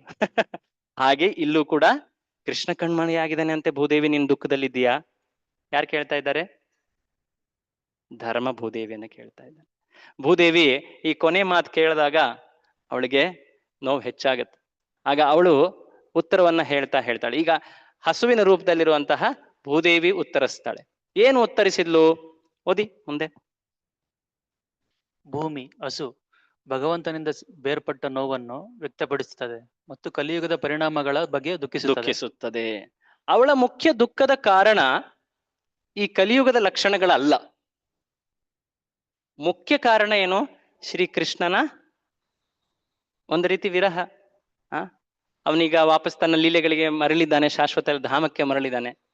ಅದರಿಂದಾಗಿ ಈ ಕಲಿಯುಗದ ಎಲ್ಲ ಒಂದು ರೀತಿ ಸೆಕೆಂಡರಿ ಎಫೆಕ್ಟ್ ಅಂತ ಹೇಳ್ತಾರೆ ನೋಡಿ, ಅದರ ರಿಸಲ್ಟ್ ಇದು. ಹಾಗಾಗಿ ಜನ ಇದಕ್ಕೋಸ್ಕರ ನೀನು ಅರಳುತ್ತಾ ಇದ್ದೀಯಾ? ಆದ್ರೆ ಮುಖ್ಯ ಕಾರಣ ಏನು? ಕೃಷ್ಣನ ಅವನ ಅಂತರ್ಧಾನ. ಶ್ರೀ ರಾಧಾ ವಿನೋದ್ ಜಿ ಕಿ ಜಾಯ್. ಸ್ವಲ್ಪ ಸಮಯದ ನಂತರ ಪ್ರಕಟವಾಗುತ್ತೆ ಕೃಷ್ಣನ ದರ್ಶನ. ಸೊ ಅವಳು ಹೇಳ್ತಾಳೆ, ಏನ್ ಹೇಳಿದ್ಲು? ಅವಳು ಈಗ ಧರ್ಮದ ಬಗ್ಗೆ ಕೇಳ್ತಾಳೆ. ಹಸು ರೂಪದಲ್ಲಿರುವಂತಹ ಭೂಮಿ ಈಗ ಎತ್ತಿನ ರೂಪದಲ್ಲಿರುವಂತಹ ಧರ್ಮದ ಬಗ್ಗೆ ಹೇಳ್ತಾ ಇದ್ದಾಳೆ. ಏನ್ ಹೇಳ್ತಾಳೆ? ಓದಿ. ಒಮ್ಮೆ ನಿನಗೂ ನಾಲ್ಕು ಕಾಲುಗಳಿದ್ದವು ಮತ್ತು ಈ ಲೋಕದಲ್ಲಿ ಬಹಳ ಸಂತೋಷವಿತ್ತು. ನಿನಗೂ 4 ಕಾಲಿದ್ವು, ಈಗ 3 ಕಾಲ, ಒಂದೇ ಕಾಲು ಉಳಿದಿದೆ ಅಲ್ವಾ? ಯಾವ 4 ಕಾಲುಗಳು ನೆನೆಸ್ಕೊಳ್ತೀರಾ? ಯಾರಾದ್ರೂ ಕೇಳಿರ್ಬೋದು ನೀವೆಲ್ಲ. ಯಾವ 4 ಕಾಲುಗಳು? ಧರ್ಮದ 4 ಸ್ತಂಭಗಳು ಯಾವುವು? ಆಧಾರಗಳು ಯಾವುವು? ಧರ್ಮ, ಅರ್ಥ, ಕಾಮ, ಮೋಕ್ಷ ಅದು ಬೇರೆ, ಅದು ಗುರಿಗಳಂತ ಹೇಳ್ತಾರೆ. ದಯೆ, ಕರೆಕ್ಟ್. ಒಂದು ದಯೆ. ಧರ್ಮ ಇದೆ ಅಂದ್ರೆ ಈ 4 ಇರ್ಬೇಕಲ್ಲಿ. ಇಲ್ಲ ಅಂದ್ರೆ ಧರ್ಮ ಇಲ್ಲ ಅಂತ. ಸತ್ಯ, ತಪ, ಶೌಚ, ದಯೆ. ಸತ್ಯ, ವಚನದಲ್ಲಿ ಆಚಾರದಲ್ಲಿ ಸತ್ಯತೆ ಇರಬೇಕು. ತಪ, ಒಂದು ಉನ್ನತವಾದಂತಹ ಗುರಿಗೋಸ್ಕರ, ವಿಶೇಷವಾಗಿ ಆಧ್ಯಾತ್ಮಿಕ ಪ್ರಗತಿಗೋಸ್ಕರ ವ್ಯಕ್ತಿ ಕಷ್ಟಗಳನ್ನೂ ಸ್ವೀಕರಿಸ್ಲಿಕ್ಕೆ ತಯಾರಾಗಿರ್ತಾನೆ, ಯಾಕೆಂದ್ರೆ ಅವನು ಅದನ್ನ ಮುಖ್ಯವಾಗಿ ಕಾಣ್ತಾನೆ. ತಪ. ಮುಂದೆ ಯಾವ್ದು ಹೇಳಿದೆ? ಶೌಚ, ಸ್ವಚ್ಛವಾಗಿರೋದು, ಹೊರರೂಪದಲ್ಲಿ ಅಷ್ಟೇ ಅಲ್ಲ, ಮಾನಸಿಕವಾಗಿಯೂ ಕೂಡ ಸ್ವಚ್ಛವಾಗಿರೋದು, ಸ್ವಚ್ಛತೆ. ನಾಲ್ಕನೇದು ಯಾವುದು? ದಯೆ. ಕೇವಲ ಮನುಷ್ಯರಿಗೆ ದಯೆ ತೋರಿಸೋದಲ್ಲ, ಪ್ರಾಣಿಗಳಿಗೂ ಅಲ್ಲ, ಪ್ರತಿಯೊಂದು ಜೀವಿಗೂ ಕೂಡ ಅದು ದಯೆ. ಸೊ ಈ 4 ಸ್ತಂಭಗಳು, ಇವುಗಳನ್ನೇ ಆ ಎತ್ತು ರೂಪಿನ ಗೂಳಿ ರೂಪದ ಧರ್ಮದ 4 ಕಾಲುಗಳು ಅಂತ ಹೇಳಿದ್ದಾರೆ. ನಿನಗೂ 4 ಕಾಲಿತ್ತು. ದ್ವಾಪರವಾದರೂ ಕೂಡ ಕೃಷ್ಣ ಇದ್ದಿದ್ದರಿಂದ ಧರ್ಮ ಪೂರ್ತಿ ರೂಪದಲ್ಲಿ ಸ್ಥಾಪಿತವಾಗಿತ್ತು ಕೃಷ್ಣನ ಸಮಯದಲ್ಲಿ. ಆದ್ರೆ ಕೃಷ್ಣನ ಅಂತರ್ಧಾನದ ನಂತರ ಈಗ ಇರೋದು ಯಾವುದು? ಒಂದೇ ಕಾಲು. ಕಲಿಯುಗದಲ್ಲಿ ತಪ, ಶೌಚ ಮತ್ತೆ ದಯೆ ಆಲ್ಮೋಸ್ಟ್ ಪ್ರಾಯ ಲುಪ್ತವಾಗಿದ್ದಾವೆ. ಉಳಿದಿರೋದು ಒಂದೇ, ಅದು ಕೂಡ ಸ್ವಲ್ಪ ಮಾತ್ರ. ಅದು ಯಾವುದು? ಸತ್ಯತೆ. ಇದನ್ನ 2 ರೂಪದಲ್ಲಿ ಹೇಳ್ತಾರೆ. ಪ್ರತಿಯೊಂದು ಕಾಲು ಕೂಡ 25% ಉಳ್ಕೊಂಡಿದೆ, ಆ ರೀತಿಯಾಗಿ 4ರಲ್ಲಿ 1 ಅಂತ, ಅಥವಾ ಸತ್ಯ ಮಾತ್ರ ಉಳ್ಕೊಂಡಿದೆ ಅನ್ನೋ ಆ ರೀತಿನೂ ಹೇಳಲಾಗಿದೆ. ಸೊ ಮಾತೇನು? ಈಗ ಭೂಮಿ ಹೇಳ್ತಾ ಇದ್ದಾಳೆ ಧರ್ಮಕ್ಕೆ, ಒಮ್ಮೆ ನೀನು ಕೂಡ ಸಮೃದ್ಧವಾಗಿದ್ದೆ, ಆಗ ತುಂಬಾ ಸಂತೋಷವಿತ್ತು. ಅದಕ್ಕೆ ಕಾರಣ ಏನಾಗಿತ್ತು? ಕೃಷ್ಣ ಆಗ ಇದ್ದ ಜಗತ್ನಲ್ಲಿ. ಮುಂದೆ ಹೇಳ್ತಾಳೆ ದಿವ್ಯ ಗುಣ, ಓದ್ತೀರಾ ಮುಂದೆ? ದಿವ್ಯ ಗುಣಗಳನ್ನು ಹೊಂದಿರುವ ಆ ಭಗವಂತನು ತನ್ನ ಲೀಲೆಗಳನ್ನು ಕೊನೆಗಾಣಿಸಿದ್ದಾನೆ. ಈಗ ಭಗವಂತ ತನ್ನ ಲೀಲೆಗಳನ್ನ ಕೊನೆ ಮಾಡಿ ಅವನು ತನ್ನ ಆಧ್ಯಾತ್ಮಿಕ ಜಗತ್ತು ಗೋಲೋಕ ಬೃಂದಾವನಕ್ಕೆ ತೆರಳಿದಾನೆ. ಹಾಗಾಗಿ ಈಗ ಜಗತ್ತಿನಲ್ಲಿ ಈ ಅಧರ್ಮ ಹೆಚ್ಚಾಗ್ತಾ ಇದೆ, ಕಲಿಯುಗದ ಪ್ರಭಾವ ಹೆಚ್ಚಾಗ್ತಾ ಇದೆ. ಮುಂದೆ ಅವಳು ಹೇಳ್ತಾಳೆ, ನಾನು ನನ್ನ ಬಗ್ಗೆ, ನಿಮ್ಮ ಬಗ್ಗೆ, ದೇವತೆಗಳ ಬಗ್ಗೆ, ಋಷಿಗಳ ಬಗ್ಗೆ, ಭಗವಂತನ ಭಕ್ತರ ಬಗ್ಗೆ, ಎಲ್ಲ ಧರ್ಮದ ಪಾಲಕರ ಬಗ್ಗೆ ಯೋಚಿಸ್ತಾ ಇದ್ದೀನಿ. ಕೇವಲ ನನಗೋಸ್ಕರ ನನಗೆ ದುಃಖ ಅಲ್ಲ, ನನ್ನ ಸ್ಥಿತಿಯನ್ನು ಕಂಡು ನಾನು ದುಃಖಿಸ್ತಾ ಇಲ್ಲ, ಈ ಎಲ್ಲ ವರ್ಗದ ಜನರನ್ನ ಕಂಡು ನಾನು ದುಃಖಿಸ್ತಾ ಇದ್ದೀನಿ. ಅವರೆಲ್ಲರೂ ಕೂಡ ಶೋಕದಲ್ಲಿದ್ದಾರೆ. ಅವಳು ವಿಶೇಷವಾಗಿ ನೆನೆಸ್ತಾಳೆ, ಅರೆ ಆ ಭಗವಂತ ಶ್ರೀಕೃಷ್ಣ ಈ ಭೂಮಿಯಲ್ಲಿ ಇದ್ದಾಗ ಎಂತ ಆನಂದ, ಎಂತ ಆ ಆನಂದದ ಅನುಭವ ಇತ್ತು. ಆ ಆನಂದವನ್ನ ಈಗ ನಾನು ಕಾಣ್ತಾ ಇಲ್ಲ. ಆ ಆನಂದದ ಅಭಾವವನ್ನ ನನಗೆ ಸಹಿಸ್ಲಿಕ್ಕೆ ಆಗ್ತಾ ಇಲ್ಲ. ಕಾವ ಸಹೇತ ವಿರಹಂ ಪುರುಷೋತ್ತಮಸ್ಯ. ಆ ಪುರುಷೋತ್ತಮನ ವಿರಹವನ್ನ ಹೇಗೆ ಸಹಿಸ್ಕೊಳಕ್ಕಾಗತ್ತೆ? ಭಗವಂತ ಅನೇಕ ಲೀಲೆಗಳಲ್ಲಿ, ಅನೇಕ ಜಾಗಗಳಲ್ಲಿ ಲೀಲೆ ಮಾಡ್ದ. ವೃಂದಾವನ, ಮಥುರೆ, ದ್ವಾರಕೆ, ಹಸ್ತಿನಾಪುರ, ಅನೇಕ ಕಡೆ ಅವನು ವಿಹರಿಸ್ತ. ಆದ್ರೆ ಸದಾ ಅವನು ಭೂಲೋಕದ ಮೇಲೆ, ಭೂಮಿಯ ಮೇಲೆಯೇ ವಿಹರಿಸ್ತಾ ಇದ್ದ. ಹಾಗಾಗಿ ಭೂದೇವಿ ಯಾವಾಗ್ಲೂ ಕೂಡ ಶ್ರೀಕೃಷ್ಣನ ಸಂಪರ್ಕದಲ್ಲಿ, ಅವನ ಸ್ಪರ್ಶದಿಂದ ಅವಳು ಒಂದು ರೀತಿ ಸದಾ ಆನಂದದಲ್ಲಿದ್ಲು. ಆದ್ರೆ ಈಗೇನಾಗಿದೆ? ಕೃಷ್ಣ ಭೂಮಿಯನ್ನ ತೊರೆದು ಆಧ್ಯಾತ್ಮಿಕ ಜಗತ್ತಿಗೆ ಮರಳಿ ಹೋಗಿದ್ದಾನೆ. ಹಾಗಾಗಿ ಅವಳು ಅತೀವವಾದಂತಹ ವಿರಹವನ್ನ ಅನುಭವಿಸ್ತಾ ಇದ್ದಾಳೆ. ಆ ಪೂರ್ಣ ಪುರುಷೋತ್ತಮ ದಿವ್ಯ ಗುಣಗಳುಳ್ಳಂತಹ, ಪೂರ್ತಿಯಾಗಿ ಎಲ್ಲರನ್ನು ಆಕರ್ಷಿಸುವಂತಹ ಆ ಶ್ರೀಕೃಷ್ಣನ ವಿರಹವನ್ನ ಹೇಗೆ ತಾನೇ ಸಹಿಸ್ಕೊಳ್ಳಕ್ಕಾಗತ್ತೆ? ಅಂತಹ ಅನೇಕ ದಿವ್ಯ ಗುಣಗಳುಳ್ಳಂತಹ ರಾಣಿಯರನ್ನ ಅವನು ಆಕರ್ಷಿಸಿದ್ದ. ಸತ್ಯಭಾಮೆ ಅನೇಕ ರಾಣಿಯರನ್ನ ಆಕರ್ಷಿಸಿದ್ದವನು. ಅವನ ಏನಂತ ಹೇಳ್ತಾರೆ, ಅವನ ಸ್ಥಿತಿಯಿಂದ ನನ್ನ ಶರೀರದ ಮೇಲೆ ರೋಮಾಂಚನವಾಗ್ತಾ ಇತ್ತು. ಭೂಮಿ ಪೂರ್ತಿಯಾಗಿ ಸಮೃದ್ಧಳಾಗಿದ್ಲು ಕೃಷ್ಣನಿದ್ದಾಗ. ಸೊ ಹೀಗೆ ಅವಳು ನೆನೆಸ್ತಾಳೆ, ಭಗವಂತನ ವಿರಹದಿಂದ ನಾನು ಅನುಭವಿಸ್ತಾ ಇದ್ದೀನಿ. ಹೀಗೆ ಮಾತಾಡ್ತಾ ಇದ್ದಾಳೆ. ಯಾರ ಜೊತೆ? ಧರ್ಮದ ಜೊತೆ. ಇದೆರಡು ಆಗ್ತಾ ಇದೆ. ಇದನ್ನ ದೂರದಿಂದ ನೋಡ್ತಾ ಇರೋನು ಯಾರು? ಪರೀಕ್ಷಿತ. ಈಗ ಪರೀಕ್ಷಿತ ಹತ್ರ ಬರ್ತಾನೆ. ಹತ್ರ ಬಂದಾಗ ಅವನು ಇನ್ನೂ ಒಂದು ದೃಶ್ಯ ಕಾಣ್ತಾನೆ. ಏನದು? ಅಲ್ಲಿ ಕೇವಲ ಇವೆರಡು ಪ್ರಾಣಿಗಳಷ್ಟೇ ಇಲ್ಲ, ಅಲ್ಲೊಬ್ಬ ಕ್ರೂರ ವ್ಯಕ್ತಿ ನಿಂತಿದ್ದಾನೆ. ನಿಂತುಬಿಟ್ಟು ಈ ಎತ್ತು ರೂಪದ ಧರ್ಮ, ಅದರ ಕಾಲುಗಳಿಗೆ ಅವನು ಒಂದು ದೊಡ್ಡ ಶಸ್ತ್ರ ಅಥವಾ ಮರದ ಕೊಂಬೆ ಅಥವಾ ಇದರಿಂದ ಹೊಡಿತಾ ಇದ್ದಾನೆ. ರಕ್ತಪಾತವಾಗ್ತಾ ಇದೆ. ಇದನ್ನ ಕಂಡಂತಹ ಪರೀಕ್ಷಿತ ತಕ್ಷಣವೇ ಅದು ಅವನ ಧರ್ಮ ಕೂಡ, ಮುಖ್ಯವಾಗಿ ಅವನು ಭಕ್ತ, ಅದನ್ನ ಹೇಗ್ ತಾನೇ ಸಹಿಸ್ಲಿಕ್ಕಾಗತ್ತೆ? ತಕ್ಷಣವೇ ಆ ಸ್ಥಿತಿಯನ್ನು ನೋಡ್ತಾನೆ, ಎಷ್ಟು ದುಃಖದಲ್ಲಿದೆ, ಎಷ್ಟು ಆತಂಕದಲ್ಲಿದೆ ಧರ್ಮ ಮತ್ತೆ ಭೂಮಿ. ಆ ಎತ್ತು ರೂಪದಲ್ಲಿರುವಂತಹ ಧರ್ಮ ನೋಡಿ ಭಯಭೀತವಾಗಿತ್ತು, ನಡುಗುತ್ತಿತ್ತು, ಮೂತ್ರ ವಿಸರ್ಜಿಸುತ್ತಿತ್ತು, ಹಸು ಕೂಡ ಬಡತನದಲ್ಲಿ ಕೂಡಿತ್ತು, ಕರುವಿಲ್ಲದಂತಹ ಹಸುವಾಗಿತ್ತು ಅಂತ ನೋವಿನಲ್ಲಿ ಕಾಣ್ತಾ ಇದ್ದಾವೆ ಧರ್ಮ ಮತ್ತೆ ಭೂಮಿ. ಆಗ ಪರೀಕ್ಷಿತ ಮುಂದೆ ಬರ್ತಾನೆ, ತಕ್ಷಣವೇ ಅವನು ಆ ಕ್ರೂರಿಯನ್ನ ನಿಲ್ಲಿಸ್ತಾನೆ, ಅವನ ಜೊತೆ ಮಾತಾಡ್ತಾನೆ, ಅವನಿಗೆ ಜೋರಾಗಿ ಬೆದರಿಕೆ ಹಾಕ್ತಾನೆ. ಯಾರ ನೀನು? ಏನ್ ಅನ್ಕೊಂಡಿದ್ದೀಯಾ? ನನ್ನ ತಾತರಾದಂತಹ ಪಾಂಡವರಿಲ್ಲ ಅಂತ ನೀನು ಈ ರೀತಿ ಆ ಧರ್ಮದ ಆಚಾರಗಳನ್ನ ಮಾಡಬಹುದಾ? ಆ ಪಾಂಡವರ ಕುಲದವನಾದ ನಾನು ಇನ್ನೂ ಬದುಕಿದ್ದೀನಿ. ಅವನು ಮುಂದೆ ಹೇಳ್ತಾನೆ, ಹೀಗೆ ಈ ರೀತಿಯಾದಂತಹ ಕ್ರೌರ್ಯಕ್ಕೆ ನಿನಗೆ ತಕ್ಷಣವೇ ಮೃತ್ಯುವಾಗಬೇಕು. ಅದನ್ನು ಮಾಡ್ಲಿಕ್ಕೆ ಹೊರಟಿದ್ದ, ಆದ್ರೆ ಒಮ್ಮೆ ಯಾಕಂದ್ರೆ ಈ ಪ್ರಾಣಿಗಳೇನ್ ಮೂಕ ಪ್ರಾಣಿಗಳಲ್ಲ, ಮಾತನಾಡ್ತಾ ಇದ್ವಲ್ವಾ, ಅವರನ್ನು ಕೂಡ ಕೇಳೋಣ ಏನಾಯ್ತು ಅಂತ ಹೇಳಿ ಅವನು ಆ ಗೂಳಿ ಅಥವಾ ಎತ್ತಿನ ರೂಪದ ಧರ್ಮಕ್ಕೆ ಪ್ರಶ್ನಿಸ್ತಾನೆ. ಏನ್ ಪ್ರಶ್ನಿಸ್ತಾನೆ ಓದಿ.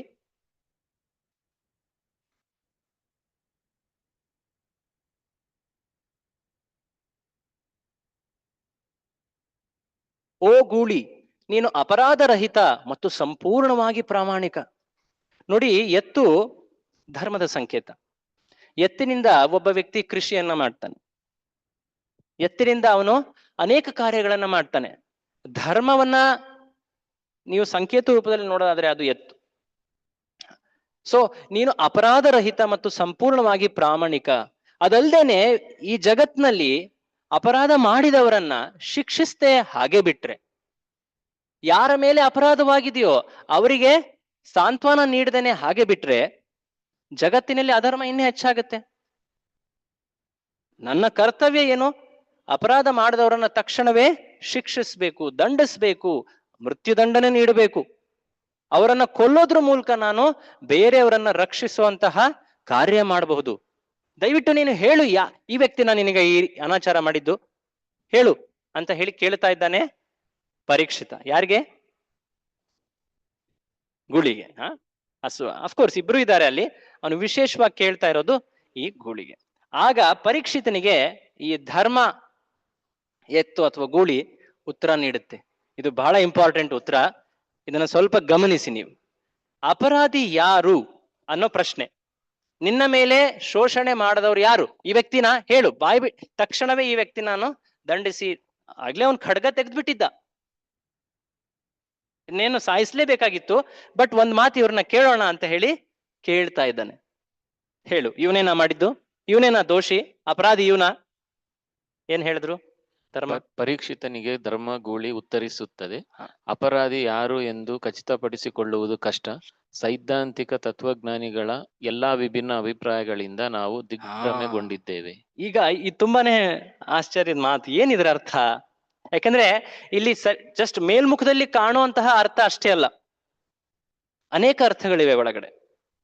ಜಗತ್ತಿನಲ್ಲಿ ಅನೇಕ ಘಟನೆಗಳು ನಡೀತವೆ, ಆದ್ರೆ ಹಿಂದೆ ಕಾರಣಗಳನ್ನು ಹುಡುಕೋಕ್ ನಮಗೆ ಸಾಧ್ಯನೇ ಆಗೋದಿಲ್ಲ. ಉದಾಹರಣೆಗೆ ಯುದ್ಧ ನಡೀತಾ ಇದೆ, ಯಾರಪ್ಪ ಕಾರಣ? ಈ ವ್ಯಕ್ತಿ ಕಾರಣ, ಆ ವ್ಯಕ್ತಿ ಕಾರಣ. ಈ ವ್ಯಕ್ತಿ ಈ ರೀತಿ ಬಿಹೇವ್ ಮಾಡ್ಲಿಕ್ಕೆ ಯಾರ ಕಾರಣ? ಆ ವ್ಯಕ್ತಿ ಕಾರಣ. ಅಲ್ಲ ಈಗ ಕಾಲ ಹಾಗೆ ನಡೀತಾ ಇದೆ, ಅಲ್ಲ ಈಗ ಏನೋ ಕಲಿಯುಗದ ಪ್ರಭಾವ ನೋಡಿ. ಅನೇಕ ಕಾರಣಗಳನ್ನ ಜನ ಹೇಳ್ತಾರೆ, ಅರ್ಥ ಆಗ್ತಾ ಇದೆ? ಅನೇಕ ಕಾರಣಗಳನ್ನ ಜನ ಇದೇ ಕಾರಣ ಅಂತ ಹೇಳಿ ಬೆರಳಿಟ್ಟು ತೋರಿಸೋದು ಕಷ್ಟ. ಧರ್ಮ ಏನ್ ಹೇಳ್ತಿದೆ ನೋಡಿ, ಈಗ ನನ್ನ ಮೇಲೆ ಎಷ್ಟೊಂದು ಶೋಷಣೆ ಆಗ್ತಾ ಇದೆ ಅಂದ್ರೆ ಏನು? ಈ ಸಂಸಾರದಲ್ಲಿ, ವಿಶ್ವದಲ್ಲಿ ಅನೇಕ ಘಟನೆಗಳು ನಡೀತಾ ಇದ್ದಾವೆ. ಇದಕ್ಕೆ ಅನೇಕ ಕಾರಣಗಳಿವೆ. ಚಿಂತಕರು, ಬುದ್ಧಿಜೀವಿಗಳು ಈ ಕಾರಣಗಳನ್ನ ಹೇಳ್ತಾರೆ. ಏನ್ ಕಾರಣಗಳು ಅಂತ ಹೇಳ್ತಾರೆ? ಮೊದಲನೇದಾಗಿ ಹೇಳ್ತಾರೆ, ಆ ವ್ಯಕ್ತಿನೇ ಕಾರಣ. ಅವನ ಜೀವನದಲ್ಲಿ ಏನಾಗ್ತಿದೆಯೋ ಕಾರಣ ಯಾರು? ಅವನೇ ಕಾರಣ.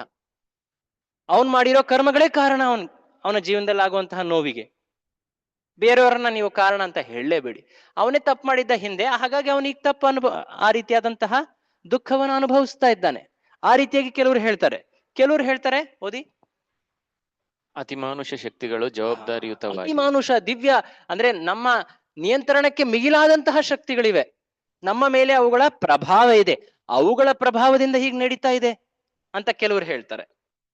ಮುಂದೆ ಕರ್ಮವು ಜವಾಬ್ದಾರಿಯಾಗಿದೆ. ಕರ್ಮ ಸಿದ್ಧಾಂತದ ಪ್ರಕಾರವಾಗಿ ಎಲ್ಲವೂ ನಡೀತಾ ಇದೆ ಅಂತ ಕೆಲವರು ಹೇಳ್ತಾರೆ. ಇವರ ಹೆಸರುಗಳು ಸಾಕಷ್ಟಿವೆ, ನೈಯಾಯಿಕ, ವೈಯಾಶಿಕ, ವೈಭಾಷಿಕ, ಅನೇಕ ಹೆಸರುಗಳಿವೆ. ಅದರ ಡೀಟೇಲ್ಸ್ ಹೋಗೋದು ಬೇಡ. ಬಟ್ ಜನ ಈ ರೀತಿ ಎಲ್ಲ ಹೇಳ್ತಾರೆ. ಮತ್ತಿನೇನ್ ಹೇಳ್ತಾರೆ? ಪ್ರಕೃತಿಯೇ ಅಂತಿಮ ಕಾರಣ. ಪ್ರಕೃತಿ, ಎಲ್ಲವೂ ನಡೀತಾ ಇರೋದು ಪ್ರಕೃತಿಯಿಂದ. ಕಾಲ ಕಾಲ ಕಾಲವೇ ಕಾರಣ, ಕಾಲಂ ಪರಮ ಕಾರಣಂ ಅಂತಾನು ಹೇಳಿದ್ದಾರೆ ಅನೇಕ ಬಾರಿ. ವ್ಯಕ್ತಿಯ ಮನಸ್ಸು ಕಾರಣ, ಕಾಲ ಕಾರಣ, ಪ್ರಕೃತಿ ಕಾರಣ, ದೇವತೆಗಳು ಕಾರಣ, ಕರ್ಮ ಕಾರಣ, ಅನೇಕ ಕಾರಣಗಳನ್ನು ಹೇಳಿದ್ದಾರೆ. ಹಾಗೆ ಮುಂದೆ ಇನ್ನು ಕೆಲವರು ಹೇಳ್ತಾರೆ, ಇನ್ನೇನ್ ಹೇಳ್ತಾರೆ, ಇದು ಇಂಟ್ರೆಸ್ಟಿಂಗ್ ಇದೆ. ಇನ್ನು ಕೆಲವರು ಹೇಳುವಂತೆ ಯಾರು ವಾದ ಕಲ್ಪನೆ ಮಾತುಗಳಿಂದ ದುಃಖದ ಕಾರಣವನ್ನು ಕಂಡುಹಿಡಿಯಲು ಸಾಧ್ಯವಿಲ್ಲ. ನೀವು ಕಾರಣ ಹುಡುಕೊಳ್ತಾ ಕೂತ್ಕೊಂಡ್ರೆ ಏನು ಅಂತ ಹುಡುಕ್ತೀರಾ? ಅದರಿಂದ ಏನ್ ಲಾಭ? ಫಸ್ಟ್ ಆಫ್ ಆಲ್ ಇದಕ್ಕೆ ಪ್ರಾಬ್ಲಮ್ ಆಫ್ ಇವಿಲ್ ಅಂತ ಹೇಳ್ತಾರೆ ಥಿಯಾಲಜಿಲಿ, ತತ್ವಶಾಸ್ತ್ರದಲ್ಲಿ. ಯಾಕೆ ಜಗತ್ತಿನಲ್ಲಿ ಕೆಟ್ಟದ್ದು ನಡೆಯುತ್ತೆ? ಕೆಲವೊಮ್ಮೆ ಜನ ಒಳ್ಳೆಯವರಿದ್ರು ಕೂಡ ಕೆಟ್ಟದಾಗತ್ತೆ. ಯಾಕಾಗತ್ತೆ? ಅಮಾಯಕರು, ಮುಗ್ಧ ಮಕ್ಕಳು, ಅವರ ಮೇಲೆ ದುರಂತಗಳು ನಡೆದು ಹೋಗ್ತವೆ, ಶೋಷಣೆ. ಈಗ ತಾನೇ ಒಂದು ದೊಡ್ಡ ವಿಮಾನ ದುರಂತ ನಡೀತು ಅಲ್ವಾ? ಅಥವಾ ಯುದ್ಧ ನಡೀತಾ, ಅನೇಕ ರೀತಿಯ ಈ ರೀತಿಯಾದಂತ ದುರಂತಗಳು ನಡೀತವೆ. ಈ ಪ್ರಶ್ನೆನ ಅನೇಕ ಧರ್ಮಗಳಲ್ಲಿ ಅನೇಕ ರೀತಿ ಇದರ ಉತ್ತರವನ್ನ ನೀಡ್ಲಿಕ್ಕೆ ಪ್ರಯತ್ನ ಮಾಡಿದ್ದಾರೆ. ಆದ್ರೆ ಭಾಗವತ ಏನು ಉತ್ತರನ ನೀಡುತ್ತೆ ಅನ್ನೋದು ನಾವು ನೋಡೋಣ ಇವಾಗ. This is A very deep ಇದು ತುಂಬಾನೇ ಆಳವಾದಂತಹ ವಿಷಯ. ಬಟ್ ಇಲ್ಲಿ ಮಾತ್ ನಡೀತಾ ಇದೆ ಧರ್ಮ ಮತ್ತೆ ಭೂಮಿಯ ಮಧ್ಯೆ. ಸೊ ಪರೀಕ್ಷಿತನಿಗೆ ಧರ್ಮ ಉತ್ತರ ನೀಡ್ತಾ ಇದೆ, ಅನೇಕ ರೀತಿ ಕಾರಣಗಳಂತ ಹೇಳ್ತಾರೆ. ನೀನು ಬುದ್ಧಿಶಾಲಿ, ನಿನ್ನೆ ನಿರ್ಣಯ ಮಾಡು. ಯಾರು ಹೇಳಿದ್ರು? ಧರ್ಮ ಹೇಳ್ತು ಪರೀಕ್ಷಿತನಿಗೆ, ನೀನು ಚಿಂತಕ, ಬುದ್ಧಿಜೀವಿ, ನೀನು ರಾಜ, ನೀನು ಯೋಚನೆ ಮಾಡು. ಹೇಳಲಿಲ್ಲ, ಬೆರಳಿಟ್ಟು ತೋರಿಸ್ಲಿಲ್ಲ ಈ ಕಲಿಪುರುಷನೇ ಕಾರಣ ಅಂತ. ಪಕ್ಕದಲ್ಲೇ ಇದ್ದಾನೆ ಕಲಿಪುರುಷ. ಕೆಲವೊಮ್ಮೆ ಆಗತ್ತೆ ನೋಡಿ, ಅರೇ ಯಾಕೆ ಈ ರೀತಿ ವರ್ತಿಸಿ, ಏನ್ ಮಾಡೋದು ಕಲಿಯುಗ. ಒಂದು ರೀತಿ ನಮ್ಮ ತಪ್ಪು ವರ್ತನೆಯನ್ನು ನಾವು ಸಮರ್ಥಿಸ್ಕೊಂಡ್ ಬಿಡ್ತೀವಿ ಹೀಗೆ ಹೇಳ್ಬಿಟ್ಟು. ಏನ್ ಮಾಡೋದು, ಕಾಲ ಹಾಗೆ ನಡೀತಾ ಇದೆ, ಏನ್ ಮಾಡೋದು, ಸುತ್ತಮುತ್ತ ಇರುವಂತಹ ಏನೋ ವಾತಾವರಣ ಹಂಗಿದೆ, ಅಥವಾ ಮೈಂಡ್ ಆಗಿದೆ, ಅಥವಾ ನಾವು ಚೆನ್ನಾಗಿ ಇರ್ಬೇಕು ಅಂತ ಬಯಸಿದ್ರು ಸುತ್ತಮುತ್ತ ಇರೋರು ಈ ರೀತಿ ಮಾಡ್ತಾ ಇದ್ದಾರೆ. ಈ ರೀತಿ ಎಲ್ಲ ಕೇಳ್ತೀವಲ್ವಾ? ಇಟ್ಸ್ ವೆರಿ ಪ್ರಾಕ್ಟಿಕಲ್ ಅಲ್ವಾ? ಸೊ ನೀನೇ ನಿರ್ಣಯ ಮಾಡು ಅಂತ ಹೇಳ್ಬಿಟ್ಟು ಧರ್ಮ ಅಲ್ಲಿ ಮಾತು ನಿಲ್ಸುತ್ತೆ. ಪರೀಕ್ಷಿತ ಸಾಮಾನ್ಯನಲ್ಲ, ಅವನಿಗೆ ಗೊತ್ತಿತ್ತು. ಅಫ್ಕೋರ್ಸ್ ಕೃಷ್ಣನ ಅಂತರ್ಧಾನ ಆಗಿದೆ, ಹಾಗಂತ ಹೇಳ್ಬಿಟ್ಟು ನಾವೆಲ್ಲ ಕೊರಗ್ತಾ ಇರೋದಾ? ಕೃಷ್ಣನ ಭಕ್ತಿ ಕೇವಲ ಕೃಷ್ಣ ಇದ್ದಾಗ ಮಾತ್ರ ಅಲ್ಲ, ಅದು ನಿತ್ಯ ಕ್ರಿಯೆ. ಕೃಷ್ಣನ ಭಕ್ತಿಯನ್ನ ಭಕ್ತರ ಸಂಘದಲ್ಲಿ ಮಾಡ್ಲಿಕ್ಕೆ ಪ್ರಯತ್ನ ಮಾಡಬೇಕು. ಸಮಯ ಕಾಲ ಎಷ್ಟೇ ವಿಪರೀತ ಇದ್ರೂ ಕೂಡ ಭಕ್ತಿಯ ಆಶ್ರಯದಲ್ಲಿ ವ್ಯಕ್ತಿ ತನ್ನ ಭಕ್ತಿಯ ಪಾಲನೆ ಮಾಡಿ ಭಗವಂತನ ಧಾಮಕ್ಕೆ ಮರಳಬೇಕು, ಅವನ ಸೇವೆಗೆ ಮರಳಬೇಕು. ಮಳೆ ಬರ್ತಾ ಇದೆ ಅಂತೇಳಿ ನಾವು ಕೊಡೆ ಹಿಡಿದೇನೆ ಹೋಗ್ತೀವ? ಕಲಿಯುಗದಲ್ಲಿ ಇದೀವಿ ಅಂತ ಹೇಳಿ ಹೇಗ್ ನಡೀತಾ ಇದೋ ಹಾಗೆ ನಡೆಯೋದಾ? ನಮ್ಗೆ ಬುದ್ಧಿ ಕೊಟ್ಟಿದ್ದಾನೆ ಭಗವಂತ, ಶಾಸ್ತ್ರ ಕೊಟ್ಟಿದ್ದಾನೆ, ಆಚಾರ್ಯರನ್ನ ನೀಡಿದ್ದಾನೆ, ಪುಸ್ತಕಗಳನ್ನ ನೀಡಿದ್ದಾನೆ, ದೇವಸ್ಥಾನಗಳನ್ನ ನೀಡಿದ್ದಾನೆ. ಇದೆಲ್ಲ ಯಾಕೆ? ಭಗವಂತ ನೀಡಿರೋ ಅನುಗ್ರಹ ಇದು. ಇದರ ಆಶ್ರಯವನ್ನ ಸ್ವೀಕರಿಸಿ ಶಾಸ್ತ್ರ ಹೇಳಿರೋ ಹಾಗೆ ನಮ್ಮ ಶ್ರೇಯಸ್ಸಿಗೆ ಏನು ಬೇಕೋ ಅದನ್ನ ಮಾಡ್ಬೇಕು ನಾವು. ಪರೀಕ್ಷಿತ ಅವನು ಕೂಡ ಕೊರಗ್ತಾ ಇರ್ಬೋದಾಗಿತ್ತು, ಹೌದು ಕೃಷ್ಣನ ಅಂತರ್ಧಾನ ಆಗ್ಬಿಟ್ಟಿದೆ, ಹೌದು ಬನ್ನಿ ಎಲ್ಲರೂ ಆಳೋ ಸಭೆ ಮಾಡೋಣ, ಇಲ್ಲಿ ಶೋಕ ಸಭೆ ಮಾಡೋಣ. ಆದ್ರೆ ಅವನಿಗೆ ಗೊತ್ತಿತ್ತು, ನನಗೊಂದು ಕರ್ತವ್ಯ ಕೊಟ್ಟಿದ್ದಾನೆ ಕೃಷ್ಣ. ನಾನು ರಾಜ್ಯಭಾರ ಮಾಡ್ಬೇಕು, ಪ್ರಜೆಗಳನ್ನ ರಕ್ಷಿಸ್ಬೇಕು, ಮುಖ್ಯವಾಗಿ ಅವರಿಗೆ ಅವರ ಆಧ್ಯಾತ್ಮಿಕ ಜೀವನಕ್ಕೆ ನಾನು ಅನುಕೂಲ ಮಾಡಿಕೊಡ್ಬೇಕು. ಹಾಗಾಗಿ ನಾನು ಈ ಕಲಿಪುರುಷನು, ಇವನು ಈಗ ಸದ್ಯಕ್ಕೆ ಇವನೇ ಇಮಿಡಿಯೇಟ್ ಕಾರಣ, ಇವನನ್ನ ನಾನು ನಿಯಂತ್ರಿಸಬೇಕು. ಇಲ್ದ ನೋಡಿ ಈ ವ್ಯಕ್ತಿ, ಇವನೇ ಕಲಿಪುರುಷ. ತಕ್ಷಣವೇ ಈ ಪರೀಕ್ಷಿತ ಖಡ್ಗವನ್ನ ಎತ್ತಿ ಆ ಕಲಿಪುರುಷನನ್ನ ತಕ್ಷಣವೇ ಸೆದೆ ಬಡಿಲಿಕ್ಕೆ ನಿಂತು ಬಿಟ್ಟ. ಆದ್ರೆ ಕಾಲಚಕ್ರದಲ್ಲಿ ಯುಗಗಳಿವೆ. ಸತ್ಯ, ತ್ರೇತ, ದ್ವಾಪರ, ಕಲಿಯುಗ. ಇದು ಕಾಲದ ನಿಯಮ. ಹೀಗೆ ಪರೀಕ್ಷಿತ ವರ್ತಿಸಿದ ತಕ್ಷಣವೇ ಕಲಿಯುಗ, ಕಲಿಪುರುಷ ಅವನು ಪರೀಕ್ಷಿತನ ಶರಣಾಗ್ಬಿಡ್ತಾನೆ.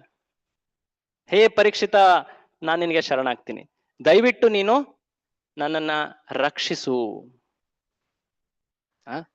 ಅಫ್ಕೋರ್ಸ್ ಪರೀಕ್ಷಿತನಿಗೆ ಇದ್ರ ಮುಂಚೆ ಅವನಿಗಾಗ್ಲೇ ಅರ್ಥ ಆಗ್ಬಿಟ್ಟಿದೆ. ಆ ಈಗ ತಾನೇ ಮಾತಾಡಿದಂತಹ ಈ ಎತ್ತು ಸಾಮಾನ್ಯ ಎತ್ತಲ್ಲ, ಇದು ಧರ್ಮವೇ. ಇಷ್ಟೆಲ್ಲ ತಿಳಿದಿರುವಂತಹ ಈ ಎತ್ತು ಸಾಮಾನ್ಯ ಇರತ್ತಾ? ಧರ್ಮವೇ ಮಾತಾಡ್ತಾ ಇದೆ. ಇದಕ್ಕೆ ಮುಂಚೆ 4 ಆಗ್ಲೇ ಏನ್ ಮಾತಾಡಿದ ಕಾಲುಗಳಿದ್ವು, ಆದ್ರೆ ಈಗ ಉಳಿದಿರೋದು ಒಂದೇ ಕಾಲು. ಮುಂಚೆ ಸತ್ಯ, ತಪ, ದಯಾ, ಶೌಚ. ಆದ್ರೆ ಈಗ ಜನರ ಸತ್ವಗುಣಗಳ ಅಭಾವದಿಂದಾಗಿ ಕೇವಲ ಒಂದು ಕಾಲು ಮಾತ್ರ ಉಳಿದಿದೆ. ಇದನ್ನೆಲ್ಲ ಯೋಚನೆ ಮಾಡ್ತಾನೆ. ಧರ್ಮ ಮತ್ತೆ ಭೂಮಿಗೆ ಆಶ್ವಾಸನೆಯನ್ನು ನೀಡಿ ಅವನು ಕಲಿಪುರುಷನಿಗೆ ಶಿಕ್ಷೆ ಅಥವಾ ಮೃತ್ಯುದಂಡನೆ ನೀಡಬೇಕಂತ ಸಿದ್ಧನಾಗ್ತಾನೆ. ರಾಧಾ ವಿನೋದ್ ಜಿ ಕಿ ಜಾಯ್, ಜಗನ್ನಾಥ್ ಬಲದೇವ್ ಸುಭದ್ರ ಮಹಾರಾಣಿ ಕಿ ಜಾಯ್, ನಿತ್ಯಾನಂದ ನಟವರ್ಗ ಗೌರ ಸುಂದರಿ ಕಿ ಜಾಯ್. ಈಗ ತಯಾರಾಗಿದ್ದಾನೆ ಪರೀಕ್ಷಿತ. ಏನ್ ಮಾಡ್ಲಿಕ್ಕೆ ತಯಾರಾಗಿದ್ದಾನೆ? ತಯಾರಾಗಿದ್ದಾನೆ? ಆ ಕಲಿಪುರುಷನನ್ನ ಕೊನೆಗಾಣಿಸ್ಬೇಕು ಅಂತಾನೆ ತಯಾರಾಗಿದ್ದಾನೆ. ಆದ್ರೆ ಕಲಿಪುರುಷ ತುಂಬಾ ಬುದ್ಧಿವಂತನಾಗಿದ್ದ. ಅವನೇನ್ ಮಾಡ್ತಾನೆ? ತಕ್ಷಣವೇ ನಿನ್ನ ನನಗೆ ಸರೆಂಡರ್ ಆಗ್ತೀನಿ, ನನ್ನನ್ನ ನೀನು ರಕ್ಷಣೆ ಮಾಡು. ಯಾವೊಬ್ಬ ವ್ಯಕ್ತಿ ಆಶ್ರಯ ಕೋರಿ ಬಂದ್ರೆ ರಾಜ ಅವನನ್ನ ಕೊಲ್ಲಲಿಕ್ಕಾಗಲ್ಲ, ಅವರನ್ನ ದಂಡಿಸಬಾರದು. ಆಯ್ತು, ಆಶ್ರಯ ನೀಡ್ತೀನಿ ಹಾಗಂತ ಹೇಳಿ ಪರೀಕ್ಷಿತ ಕುರುಡನಂತೆ ಅವನಿಗೆ ಹೇಗಿರ್ಬೇಕಿತ್ತು ಹಾಗೆ ಇರ್ಲಿಕ್ಕೆ ಬಿಡ್ಲಿಲ್ಲ. ಏನ್ ಮಾಡ್ತಾನೆ? ನಿನಗೆ ಸಾವಿನ ಭಯ ಬೇಡ, ಆದರೆ ನೀನು ನನ್ನ ರಾಜ್ಯದಲ್ಲಿ ಇರಕ್ಕಾಗಲ್ಲ, ನನ್ನ ರಾಜ್ಯ ತೋರದ ನೀನು ಹೋಗಬೇಕು. ಚೆನ್ನಾಗಿದೆ ಅಲ್ಲ? ಪರೀಕ್ಷಿತನ ರಾಜ್ಯ ಎಲ್ಲೆಲ್ಲ ಇತ್ತು? ಪೂರ್ತಿ ಭೂಮಂಡಲವಾಗಿತ್ತು. ಆಗ ಕಲಿಪುರುಷನಿಗೆ ಒಂದ್ ರೀತಿ ದ್ವಂದ್ವ, ಎಲ್ಲಿ ಹೋಗ್ಲಿ ನಾನು. ನೀನೇನೋ ಹೇಳ್ತೀಯ ನಿನ್ ರಾಜ್ಯದಲ್ಲಿ ಇರಬಾರ್ದು ಅಂತ, ದಯವಿಟ್ಟು ನೀನು ಈ ರೀತಿಯಾಗಿ ನನಗೆ ಹೇಳ್ಬೇಡ, ನನಗೆ ಯಾವ ಜಾಗವೂ ಇಲ್ಲ, ನನಗೊಂದು ಆಶ್ರಯ ಕೊಡು ನೀನು. ಯಾರು ಕೇಳ್ತಾ ಇದ್ದಾರೆ? ಕಲಿಪುರುಷ ಕೇಳ್ತಾ ಇದ್ದಾನೆ, ನೆನ್ಪಿರ್ಲಿ. ಸೊ ಯಾವುದೇ ಸ್ಥಳ ಸಿಗದೇನೆ ಕಲಿಪುರುಷ ಈಗ ಪರೀಕ್ಷಿತನಿಗೆ ಭಿನ್ನವಿಸ್ಕೊಳ್ತಾ ಇದ್ದಾನೆ. ಆಗ ಪರೀಕ್ಷಿತ ಅವನಿಗೆ 5 ಸ್ಥಳಗಳನ್ನ ನೀಡಿದ, ಭಾಗವತ ಹೇಳುತ್ತೆ. ಮೊದಲು 4 ಸ್ಥಳ ನೀಡಿದ, 4 ಸಾಕಾಗ್ಲಿಲ್ಲ ಅಂತ 5ನೇದ್ ನೀಡಿದ. ಎಲ್ಲಿ ಈ 4 ಸ್ಥಳಗಳಿವೆಯೋ, ಅಂದ್ರೆ ಎಲ್ಲಿ 4 ಕಾರ್ಯಗಳಾಗುತ್ತೋ ಆ ಸ್ಥಳಗಳಲ್ಲಿ ನೀನು ಕಲಿಪುರುಷ ನಿನ್ನ ಪ್ರಭಾವವನ್ನ ತೋರಿಸಬಹುದು. ಕಲಿ ಅಂದ್ರೆ ಕಲಹ, ಕಲ, ಇವೆಲ್ಲ ಶಬ್ದಗಳು ಕಲಿಯಿಂದನೇ ಬರೋದು. ಎಲ್ಲಿ ಜಗಳಗಳಾಗ್ತವೆ, ಭ್ರಷ್ಟಾಚಾರಗಳಾಗ್ತವೆ, ಕಲಹಗಳಾಗ್ತವೆ, ಇವೆಲ್ಲವೂ ಕಲಿಯುಗದ ಸ್ಥಿತಿ ಅಥವಾ ಅಸ್ತಿತ್ವದ ಲಕ್ಷಣಗಳು. ನಮ್ಮ ಮನೆಯಲ್ಲಾಗಿರ್ಬೋದು, ನಮ್ಮ ಹೃದಯದಲ್ಲೇ ಆಗಿರಬಹುದು, ನಮ್ಮ ಸಮಾಜದಲ್ಲಾಗಿರ್ಬೋದು, ರಾಷ್ಟ್ರಗಳ ಮಧ್ಯೆ ಆಗಿರ್ಬೋದು.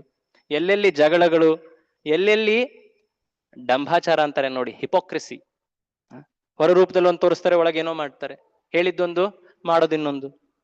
ಇವೆಲ್ಲವೂ ಕೂಡ ಕಲಿ ಪುರುಷನ ಲಕ್ಷಣಗಳು. ಕಲಿಯ ಪ್ರಭಾವದಲ್ಲಿ ಜನರು ಈ ರೀತಿ ಮಾಡ್ತಾರೆ. ಸೊ ಈ ರೀತಿಯಾಗಿ ಜನರು ವಿಚಾರ ಮಾಡ್ತಾ ಇದ್ರೆ, ಮನಸ್ಸುಳ್ಳಂತಹ ಜನರ ಹತ್ರ ಕಲಿಪುರುಷ ನೀನ್ ಅಲ್ಲೇ ಇರು, ಅಲ್ಲಿ ನೀನು ಸಮೃದ್ಧನಾಗು. ಯಾರು ಹೇಳಿದ್ರು? ಪರೀಕ್ಷಿತ ಹೇಳ್ದ. ಸೊ ಈ ಲಕ್ಷಣಗಳು ಹೇಗೆ ಕಾಣ್ತವೆ ನಮಗೆ? 4 ಕ್ರಿಯೆಗಳ ಮೂಲಕ ಕಾಣ್ತವೆ. ಎಲ್ಲಿ 4 ಕ್ರಿಯೆಗಳಾಗ್ತವೋ ಅಲ್ಲಿ ಅಧರ್ಮ ಇರುತ್ತೆ. ಭಾಗವತದಲ್ಲಿ ತುಂಬಾ ಸ್ಪಷ್ಟವಾಗಿ ಹೇಳಿದ್ದಾರೆ. ದ್ಯೂತಂ ಪಾನಂ ಸ್ತ್ರೀಯ ಶೂನಂ ಅಂತ ಹೇಳಿದ್ದಾರೆ. ಅಂದ್ರೇನು? ಈ 4 ಕಾರ್ಯಗಳು ಮುಖ್ಯವಾಗಿ ಜೂಜಾಟ, ಗ್ಯಾಮ್ಲಿಂಗ್. ಅದರಿಂದ ಏನಾಗತ್ತೆ? ಸತ್ಯ, ಧರ್ಮದ ಒಂದು ಸ್ತಂಭವಾದಂತಹ ಸತ್ಯದ ಉಲ್ಲಂಘನೆ ಆಗುತ್ತೆ. ನೋಡಿ, ಯಾರು ಜೂಜಾಡ್ತಾರೋ ಸತ್ಯವಾದಿಗಳಾಗಿರಲ್ಲ. ಎಷ್ಟು ಸುಳ್ಳು ಹೇಳ್ತಾರೆ, ತಮ್ಮ ಲಾಭಕ್ಕೋಸ್ಕರ ಏನೆಲ್ಲ ಸುಳ್ಳು ಹೇಳ್ಬೇಕಾಗತ್ತೆ. ಜೂಜಾಟದಿಂದ ಯಾವ ತತ್ವದ ಉಲ್ಲಂಘನೆ ಆಗುತ್ತೆ? ಸತ್ಯದ ಉಲ್ಲಂಘನೆ ಆಗುತ್ತೆ. ಮನಸ್ಸು ಒಂದು ಸ್ಥಿರತೆಯಲ್ಲಿ ಹೋಗೋದಿಲ್ಲ, ಪರಿಸ್ಥಿತಿಗೆ ತಕ್ಕಂತೆ ತಮ್ಮ ಮಾತನ್ನ ಬದಲಿಸ್ತಾರೆ. ಪ್ರಾಮಾಣಿಕತೆ ಇರೋದಿಲ್ಲ ಜೂಜಾಟದಿಂದ. ಅದಕ್ಕೆ ಮಹಾಭಾರತ ಮುಖ್ಯವಾದಂತಹ ಕಾರಣ ಅದೇ ಆಗಿತ್ತು, ಜೂಜಾಟ ಅಲ್ವೇ? 2ನೇದು ಮದ್ಯಪಾನ. ಮದ್ಯಪಾನದಿಂದ ಯಾವ ತತ್ವದ ಉಲ್ಲಂಘನೆ ಆಗ್ತದೆ? ತಪ. ಯಾರು ಮದ್ಯಪಾನ ಮಾಡ್ತಾರೋ, ಮದ್ಯಪಾನ ಅಂದ ತಕ್ಷಣ ಕೇವಲ ಕುಡಿಯೋದಂತೆ ಅಷ್ಟೇ ಅಲ್ಲ, ಅನೇಕ ರೀತಿಗಳಿವೆ ಈಗಿನ ಕಾಲದಲ್ಲಿ. ಎನಿ ಎಕ್ಸಾಂಪಲ್ಸ್, ಉದಾಹರಣೆ? ಇಟ್ಸ್ ನಾಟ್ ಓನ್ಲಿ ಆಲ್ಕೋಹಾಲ್ ಅಷ್ಟೇ ಅಲ್ಲ, ಅನೇಕ ರೀತಿ ಇದ್ದಾವೆ. ಯಾವುದು ನಿಮ್ಮ ಮನಸ್ಸನ್ನ ಪೂರ್ತಿಯಾಗಿ ನಿಯಂತ್ರಿಸಿ ಏನು ಕಾರ್ಯ ಮಾಡ್ಲಿಕ್ಕೆ ಬಿಡೋದೇ ಇಲ್ವೋ ಅದು ಮದ್ಯಪಾನ. ಒಂದು ರೀತಿ ಮನಸ್ಸು ವಶವಾಗ್ಬಿಡುತ್ತೆ ಮದ್ಯಪಾನ. ಎಲ್ಲ ಅಡಿಕ್ಷನ್ಸ್ ನೋಡಿ ನೀವು, ಡ್ರಗ್ ಅಡಿಕ್ಷನ್ಸ್, ಸಬ್ಸ್ಟೆನ್ಸ್ ಅಬ್ಯೂಸ್, ಈ ರೀತಿ ಇವೆಲ್ಲವೂ ಕೂಡ ಇದೇ ತತ್ವದೊಳಗಡೆ, ಇದೇ ಕಾರ್ಯದೊಳಗಡೆ ಬರ್ತವೆ. ಸ್ಮೋಕಿಂಗ್, ಇವೆಲ್ಲವೂ ಕೂಡ ಇದರಲ್ಲೇ ಬರ್ತದೆ. ಅದರಿಂದ ಯಾವ ತತ್ವದ ಉಲ್ಲಂಘನೆ ಆಗ್ತದೆ? ತಪ. ವ್ಯಕ್ತಿಯಲ್ಲಿ ಒಂದು ದೃಢತೆ ಇರೋದಿಲ್ಲ, ನಿಶ್ಚಿತತೆ ಇರೋದು, ಈ ಕಾರ್ಯ ಮಾಡ್ತೀನಿ ನಾನು ಅನ್ನೋ ಒಂದು ನಿಶ್ಚಯ ಮಾಡ್ಲಿಕ್ಕೆ ಆಗೋದಿಲ್ಲ ವ್ಯಕ್ತಿಗೆ ಈ ಕಾರ್ಯದಲ್ಲಿ ತೊಡಗಿದ್ರೆ. ಮದ್ಯಪಾನ. ಮೂರನೇದಾಗಿ ವೇಶ್ಯಾವಾಟಿಕೆ. ಇದರಿಂದ ವ್ಯಕ್ತಿಯಲ್ಲಿ ಧರ್ಮದ ಶೌಚ ಅನ್ನೋ ತತ್ವದ ಉಲ್ಲಂಘನೆ ಆಗ್ತದೆ. ವ್ಯಕ್ತಿಯ ಮನಸ್ಸಿನಲ್ಲಿ ಎಷ್ಟು ಅಸ್ವಚ್ಛತೆ ಅಥವಾ ಹೊಲಸು ತುಂಬುತ್ತೆ ಅಂದ್ರೆ ಎಲ್ಲವನ್ನೂ ಕೂಡ ಅವನು ಆ ಕಾಮ ಅಥವಾ ಆ ದೃಷ್ಟಿಯಲ್ಲೇ ನೋಡ್ತಾನೆ. ಹಾಗಾಗಿ ಧರ್ಮದ ಮೂರನೆಯ ತತ್ವದ ಪತನವಾಗ್ತದೆ. ನಾಲ್ಕನೇದು ಯಾವುದು? ಪ್ರಾಣಿಗಳ ವಧೆ. ಪ್ರಾಣಿ ಅಷ್ಟೇ ಅಲ್ಲ, ಒಂದು ರೀತಿ ಜೀವಹಿಂಸೆ. ಮನುಷ್ಯನಿಗೆ ಮಾಡೋದಾಗಿರ್ಬಹುದು, ಮನುಷ್ಯ ಪ್ರಾಣಿಗಳಿಗೆ ಮಾಡೋದಾಗಿರ್ಬೋದು, ಬೇರೆ ಯಾವುದೇ ಜೀವಿಗಳಿಗೆ ಮಾಡೋದಾಗಿರ್ಬೋದು. ಇದರಿಂದ ಯಾವ ತತ್ವದ ಉಲ್ಲಂಘನೆ ಆಗ್ತದೆ? ದಯೆ. ಯಾರು ಈ ರೀತಿಯ ಕಾರ್ಯಗಳಲ್ಲಿ ತೊಡಗ್ತಾರೋ ಅವರ ಜೀವನಗಳನ್ನು ನೋಡಿ ಅವ್ರ ಜೀವನದಲ್ಲಿ ಈ ತತ್ವಗಳು ಕಾಣ್ತವ ಅಂತ ಇಲ್ಲ. ಸೊ ಎಲ್ಲಿ ಈ ಕಾರ್ಯಗಳು ನಡೀತಾವೋ, ಹೇ ಕಲಿಪುರುಷ, ಅಲ್ಲಿ ಹೋಗಿ ನೀನು ನಿವಾಸ ಮಾಡು. ಹಾಗೆ ನೋಡಿದ್ರೆ ಪ್ರತಿ ಮನೆಯಲ್ಲೂ, ಪ್ರತಿ ಬೀದಿಯಲ್ಲೂ ಎಲ್ಲಾ ಕಡೆನೂ ಕಲಿ ಇದ್ದಾನೆ, ಹೌದಾನೆ? ಕಲಿಯ ಲಕ್ಷಣಗಳಿವೆ. ಅದಲ್ದೇನೆ ನಮ್ಮ ಮೇಲೂ ಕೂಡ ಇದು ನಿರ್ಭರವಾಗಿದೆ. ನಾನು ಎಷ್ಟು ಈ ಕಾರ್ಯಗಳಲ್ಲಿ ತೊಡಗ್ತೀನೋ ನನ್ನ ಮೇಲೆ ಕಲಿಯುಗದ ಪ್ರಭಾವ ಅಷ್ಟಿರುತ್ತೆ. ಆಗ್ಲೇ ಹೇಳ್ದಾಗೆ ಜೋರಾಗಿ ಮಳೆ ಬರ್ತಾ ಇರ್ಬೋದು, ಮಳೆಯಲ್ಲಿ ನಿಂತವ್ರು ಎಲ್ಲರೂ ನೆಂದು ಹೋಗ್ತಾರೆ. ಹಾಗಂತ ಹೇಳಿ ನಾನು ಕೂಡ ಹಾಗೆ ನಿಲ್ಲೋದಾ? ಕೊಡೆ ಹಿಡ್ಕೊಳ್ಳೋದು ಅಲ್ವಾ? ಹಾಗೆ ಭಗವಂತನ ಚರಣ ಆಶ್ರಯ, ಭಗವಂತನ ಚರಣಗಳಿಗೆ ಕೊಡೆಯ ಕಂಪ್ಯಾರಿಸನ್ ಮಾಡ್ತಾರೆ. ಆತಪತ್ರ, ಚರಣಾತಪತ್ರ ಅಂತ ಹೇಳ್ತಾರೆ. ಭಗವಂತನ ಆಶ್ರಯದಲ್ಲಿ, ಭಕ್ತಿಯ ಆಶ್ರಯದಲ್ಲಿ, ಶಾಸ್ತ್ರಗಳ ಆಶ್ರಯದಲ್ಲಿ, ಗುರುಗಳ ಆಶ್ರಯದಲ್ಲಿ ನಡೆದಾಗ ಕಲಿಯ ಪ್ರಭಾವ ಹೊರಗೆಲ್ಲ ಇದ್ರೂ ಕೂಡ ನಮ್ಮ ಮೇಲೆ ಆ ಪ್ರಭಾವ ಇರದೇ ಇರಬಹುದು. ಸೊ ಈ 4 ಕಾರ್ಯಗಳೆಲ್ಲೆಲ್ಲಿ ನಡೀತಾವೋ ಅಲ್ಲಿ ಕಲಿಪುರುಷ ನೀನ್ ಹೋಗಿ ನಿವಾಸ ಮಾಡು. ಆಗ ಕಲಿಯುಗ ಎಲ್ಲ ಕಡೆ ಹೋಗಿ ನೋಡುತ್ತೆ. ಬಟ್ ನಮ್ಮ ಪರೀಕ್ಷಿತನ ಆಳ್ವಿಕೆ ಎಷ್ಟು ಆದರ್ಶವಾಗಿತ್ತಂದ್ರೆ ಅವನ ರಾಜ್ಯದಲ್ಲಿ ಎಲ್ಲೂ ಕೂಡ ಈ ಕಾರ್ಯಗಳೇ ನಡೀತಾ ಇರಲಿಲ್ಲ. ಕಲಿಯುಗ ಪ್ರಾರಂಭ ಆಗಿದ್ರು ಕೂಡ ಅವನ ಆಡಳಿತ ಎಷ್ಟು ಆದರ್ಶವಾಗಿತ್ತು ಅಂದ್ರೆ ಕಲಿಯುಗವಾಗಿದ್ರು ಕೂಡ ಈ ಕಾರ್ಯಗಳು ಎಲ್ಲೂ ನಡೀತಾ ಇರಲಿಲ್ಲ.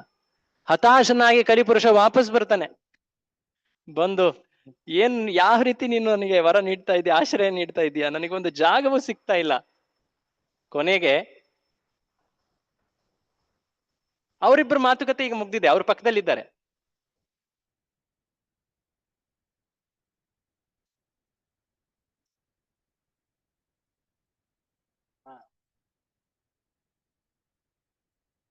ಕಲಿಪುರುಷನ ಪ್ರಭಾವ ಇತ್ತಲ್ಲಿ. ಆದ್ರೆ ಅಂದ್ರೇನು, ಕಲಿಯ ಅಸ್ತಿತ್ವ ಇದೆ, ಅವನ ಪ್ರಭಾವ ಹೆಚ್ಚಾಗಿಲ್ಲ ಇನ್ನು. ಯಾಕಂದ್ರೆ ಪರೀಕ್ಷಿತ ಅಲ್ಲಿನೂ ಆಳ್ವಿಕೆ ಮಾಡ್ತಾ ಇದ್ದಾನೆ. ಬಟ್ ಆಗ್ಲೇ ಕಲಿಯ ಅನಾವರಣವಾಗಿರೋದ್ರಿಂದ ಅದನ್ನ ಕಂಡು ಭೂಮಿ ಕೊರಗ್ತಾ ಇತ್ತು, ಧರ್ಮ ಕೊರಗ್ತಾ ಇತ್ತು. ಹೆಚ್ಚಾಗ್ಬಿಡತ್ತೆ, ಆಗ್ಲೇ ಪ್ರಾರಂಭ ಆಯ್ತು, ಇನ್ನು ಮುಂದೆ ಅಧರ್ಮ ಹೆಚ್ಚಾಗ್ತಾ ಆಗ್ತಾ ಆಗ್ತಾ ಹೋಗುತ್ತೆ ಅಂತ. ಆದ್ರೆ ಈಗ ಆದರ್ಶ ರಾಜನಾದಂತಹ ಪರೀಕ್ಷಿತನ ಆಳ್ವಿಕೆಯಿಂದ ಈ ಕಾರ್ಯಗಳು ನಡೀತಾ ಇಲ್ಲ. ಅದನ್ನ ಕಂಡು ಕಲಿ ಹೆದರ್ಬಿಟ್ಟ. ಆಗ ವಾಪಸ್ ಬಂದವನು ಮತ್ತೆ ಜಾಗದ ರಿಕ್ವೆಸ್ಟ್ ಏನ್ ಮಾಡ್ತಾನೆ, ಭಿನ್ನಹ ಮಾಡಿದಾಗ ಆಗ 5ನೇ ಸ್ಥಾನವನ್ನ ನೀಡ್ತಾನೆ. ಯಾರಿಗಾದ್ರೂ ಗೊತ್ತಾ 5ನೇ ಸ್ಥಾನ ಯಾವ್ದು? ಇದ್ ಕೇಳಿದ್ರೆ ತುಂಬಾ ಹೆದರಿಕೆ ಆಗುತ್ತೆ. 5ನೇ ಸ್ಥಾನ ಯಾವುದು? ಎಲ್ಲಿ ಹೆಚ್ಚು ಸಂಪತ್ತು, ವಿಶೇಷವಾಗಿ ಗೋಲ್ಡ್, ಚಿನ್ನವನ್ನ ಶೇಖರ ಮಾಡಲಾಗುತ್ತೋ, ಸಂಚಯ ಮಾಡಲಾಗುತ್ತೋ, ಅಲ್ಲಿ ಈ ಎಲ್ಲ ಕಾರ್ಯಗಳು ಪ್ರಾರಂಭ ಆಗ್ಬಿಡ್ತವೆ.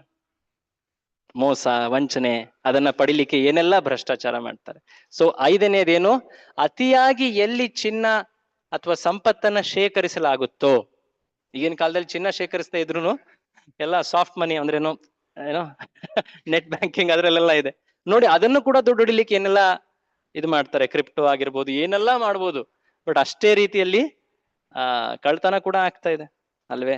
ಸೊ ಎಲ್ಲಿ ಹೆಚ್ಚು ಸಂಪತ್ತನ್ನ ಶೇಖರಿಸಲಾಗುತ್ತೆ, ಯಾಕಂದ್ರೆ ಸಂಪತ್ತು ಅಥವಾ ದುಡ್ಡು ಎಲ್ಲಿರುತ್ತೋ ಆ ದುಡ್ಡಿನಿಂದ ಪಾಪ ಜನ್ಮಿಸುತ್ತೆ. ದುಡ್ಡನ್ನ ಜನ ಹೆಚ್ಚಿದ್ದಷ್ಟು ಏನ್ ಮಾಡ್ತಾರೆ ನೋಡಿ, ಹೆಚ್ಚು ದುಡ್ಡಿದ್ರೆ ಜನ ಏನ್ ಮಾಡ್ತಾರೆ, ಅದನ್ನ ಅಪವ್ಯಯ ಮಾಡ್ತಾರೆ, ತಪ್ಪು ಕಾರ್ಯಗಳಿಗೆ ಉಪಯೋಗಿಸ್ತಾರೆ. ಜನರಿಗೆ ಸಂಪತ್ತಷ್ಟೇ ಬೇಕಿಲ್ಲ, ಸದ್ಬುದ್ಧಿ ಬೇಕು.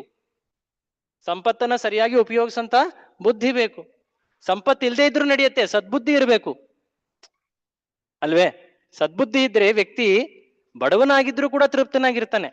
ಅಷ್ಟೊಂದು ಸಂಪತ್ತಿದ್ದು ಬುದ್ಧಿ ಇಲ್ಲ ಅಂದ್ರೆ ಅಥವಾ ಭಕ್ತಿ ಇಲ್ಲ ಅಂದ್ರೆ ಎಷ್ಟೆಲ್ಲ ಇದ್ರೂ ಕೂಡ ಅವನು ಹತಾಶನಾಗಿರ್ತಾನೆ. ಮನಸ್ಸು ಅವನನ್ನು ಎಲ್ಲೆಲ್ಲ ಚಂಚಲ ರೂಪದಲ್ಲಿ ಎಲ್ಲೆಲ್ಲ ಕರೆದು ಹೋಗಿ ಅವನನ್ನ ಒಂದು ರೀತಿ ಅಂದ್ರೆ ತುಂಬಾ ಹತಾಶನಾಗಿ ಜೀವನದಲ್ಲಿ ಯಾವುದೇ ಒಂದು ಗುರಿ ಅಥವಾ ಆನಂದವಿಲ್ಲದೆ ಇರ್ತಾನೆ. ಸೊ ಹೀಗೆ ಕಲಿಪುರುಷನಿಗೆ ಈ 5 ಸ್ಥಳಗಳನ್ನ ನೀಡಿದ ಯಾರು? ಪರೀಕ್ಷಿತ. ಸೊ ಶ್ರೀಲ ಪ್ರಭುಪಾದರು ಹೇಳ್ತಾರೆ, ಈ ಕಲಿಪುರುಷನಿಗೆ ಈ 5 ಸ್ಥಳ ನೀಡಿದ ಮೇಲೆ, ಈ ಮಾತು ಹೇಳ್ಬಿಟ್ಟು ನಿಲ್ಲಿಸ್ತೀನಿ 2 ನಿಮಿಷ. ಪರೀಕ್ಷಿತ ಅವನಿಗೆ ಗೊತ್ತಿತ್ತು ಎಲ್ಲಿ ಈ ಕಾರ್ಯಗಳು ನಡೆಯುತ್ತೋ, ಎಲ್ಲಿ ಹೆಚ್ಚು ಸಂಪತ್ತಿನ ಶೇಖರಣೆ ಮಾಡಲಾಗುತ್ತೋ, ಅದನ್ನ ಸರಿಯಾಗಿ ಧರ್ಮಕ್ಕೆ ಭಕ್ತಿಗೆ ಉಪಯೋಗ ಮಾಡೋದಿಲ್ವೋ, ಅಲ್ಲಿ ಯಾವ ಅವಕಾಶ ಸಿಕ್ಕ ತಕ್ಷಣವೇ ಕಲಿ ಪ್ರಕಟನ ಆಗುವಂತ ಅವಕಾಶ ಇದೆ. ಹಾಗಾಗಿ ಅವನ್ ಏನ್ ಮಾಡ್ದ, ಇದ್ದಂತಹ ಸಂಪತ್ತನ್ನೆಲ್ಲವನ್ನು ಕೂಡ ಧರ್ಮ ಭಕ್ತಿಗೋಸ್ಕರ ಉಪಯೋಗಿಸ್ತಾನೆ. ವಿಶೇಷವಾಗಿ ಭಗವಂತನ ಕುರಿತಾಗಿ ಅನೇಕ ಉತ್ಸವಗಳನ್ನ ಮಾಡ್ತಾನೆ. ವಿಶೇಷವಾಗಿ ಸಂಕೀರ್ತನ ಉತ್ಸವದ ಬಗ್ಗೆ ಉಲ್ಲೇಖ ಮಾಡ್ತಾರೆ ಪ್ರಭುಪಾದ. ಅಂದ್ರೆ ನಾವು ಜೀವನಕ್ಕೆ ಏನು ಬೇಕೋ ಅದನ್ನ ನಾವು ಗಳಿಸ್ಬೇಕು, ಅದನ್ನ ಸರಿಯಾಗಿ ಧರ್ಮದಿಂದ ಗಳಿಸ್ಬೇಕು, ಅದನ್ನ ಸರಿಯಾದ ಪ್ರಯೋಜನಕ್ಕೆ ಬಳಸ್ಬೇಕು. ಮುಖ್ಯವಾಗಿ ಭಗವಂತನ ಕಾರ್ಯವನ್ನ ಮುಂದುವರಿಸಲಿಕ್ಕೆ ಧರ್ಮಕ್ಕೆ ಭಕ್ತಿಗೋಸ್ಕರ ಅದನ್ನ ನಾವು ನೀಡಬೇಕು.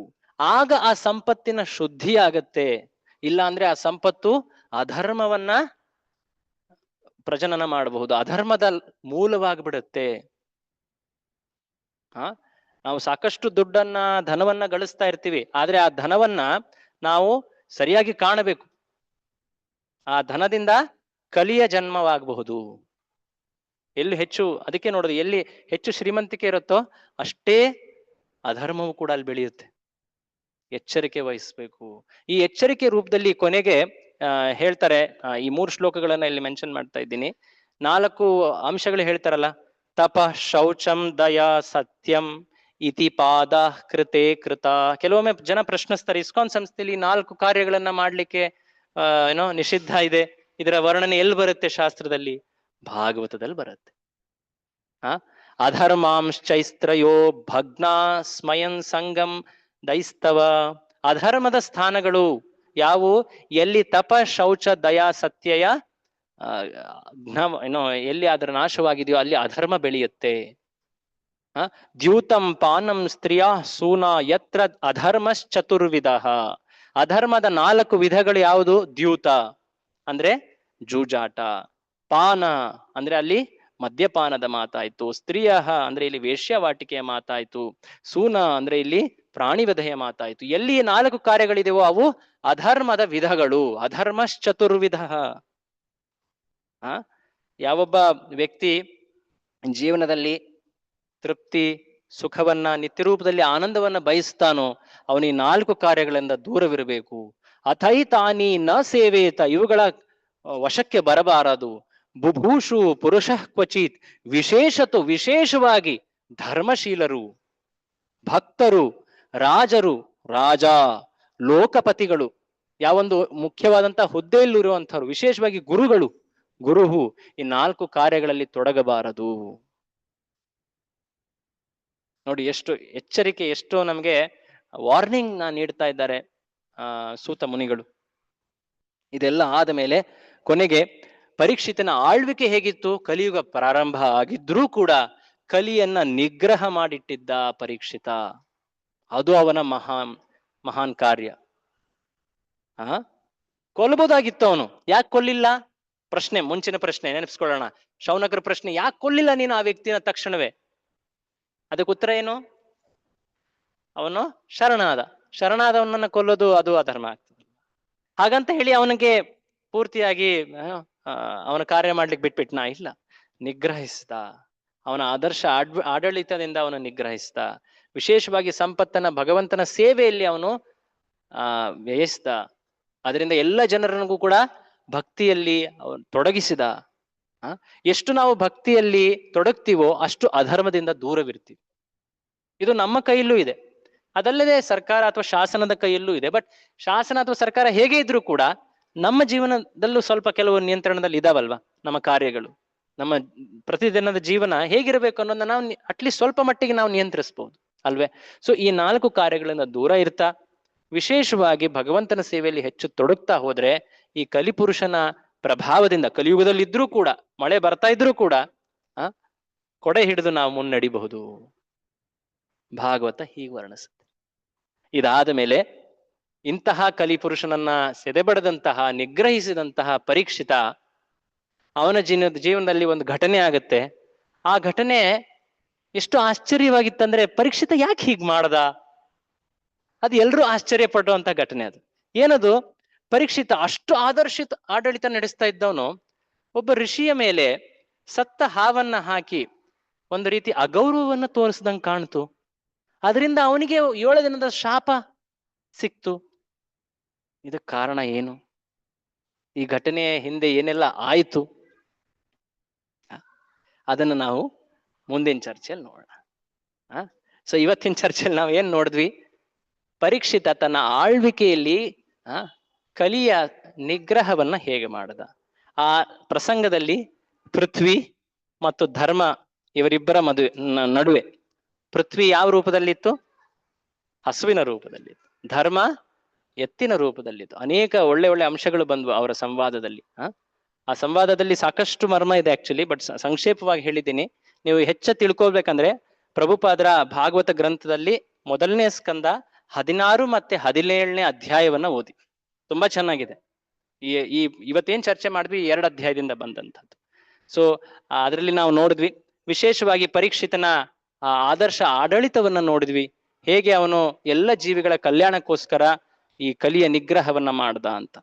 ಮುಂದಿನ ಚರ್ಚೆಯನ್ನ ನಾವು ಅದು ವಿಶೇಷವಾಗಿ ಪರೀಕ್ಷಿತನ ಅಂತಿಮ ಸಮಯ, ಜೀವನದ ಸಮಯ, ಅದು ಭಾಗವತದ ಅನಾವರಣವಾಗುತ್ತೆ ಅಲ್ಲಿ. ಅದನ್ನು ನಾವು ಮುಂದಿನ ಚರ್ಚೆಯಲ್ಲಿ ನೋಡೋಣ. ಶ್ರೀಲ ಪ್ರಭುಪಾದಕಿ ಜೈ. ಶ್ರೀಮದ್ ಭಾಗವತ್ ಮಹಾಪುರಾಣಕಿ. ಅದ್ರ ಪ್ರಶ್ನೆ ಇದೆಯಾ ಯಾರಿಗಾದ್ರು? ಹರೇ ಕೃಷ್ಣ.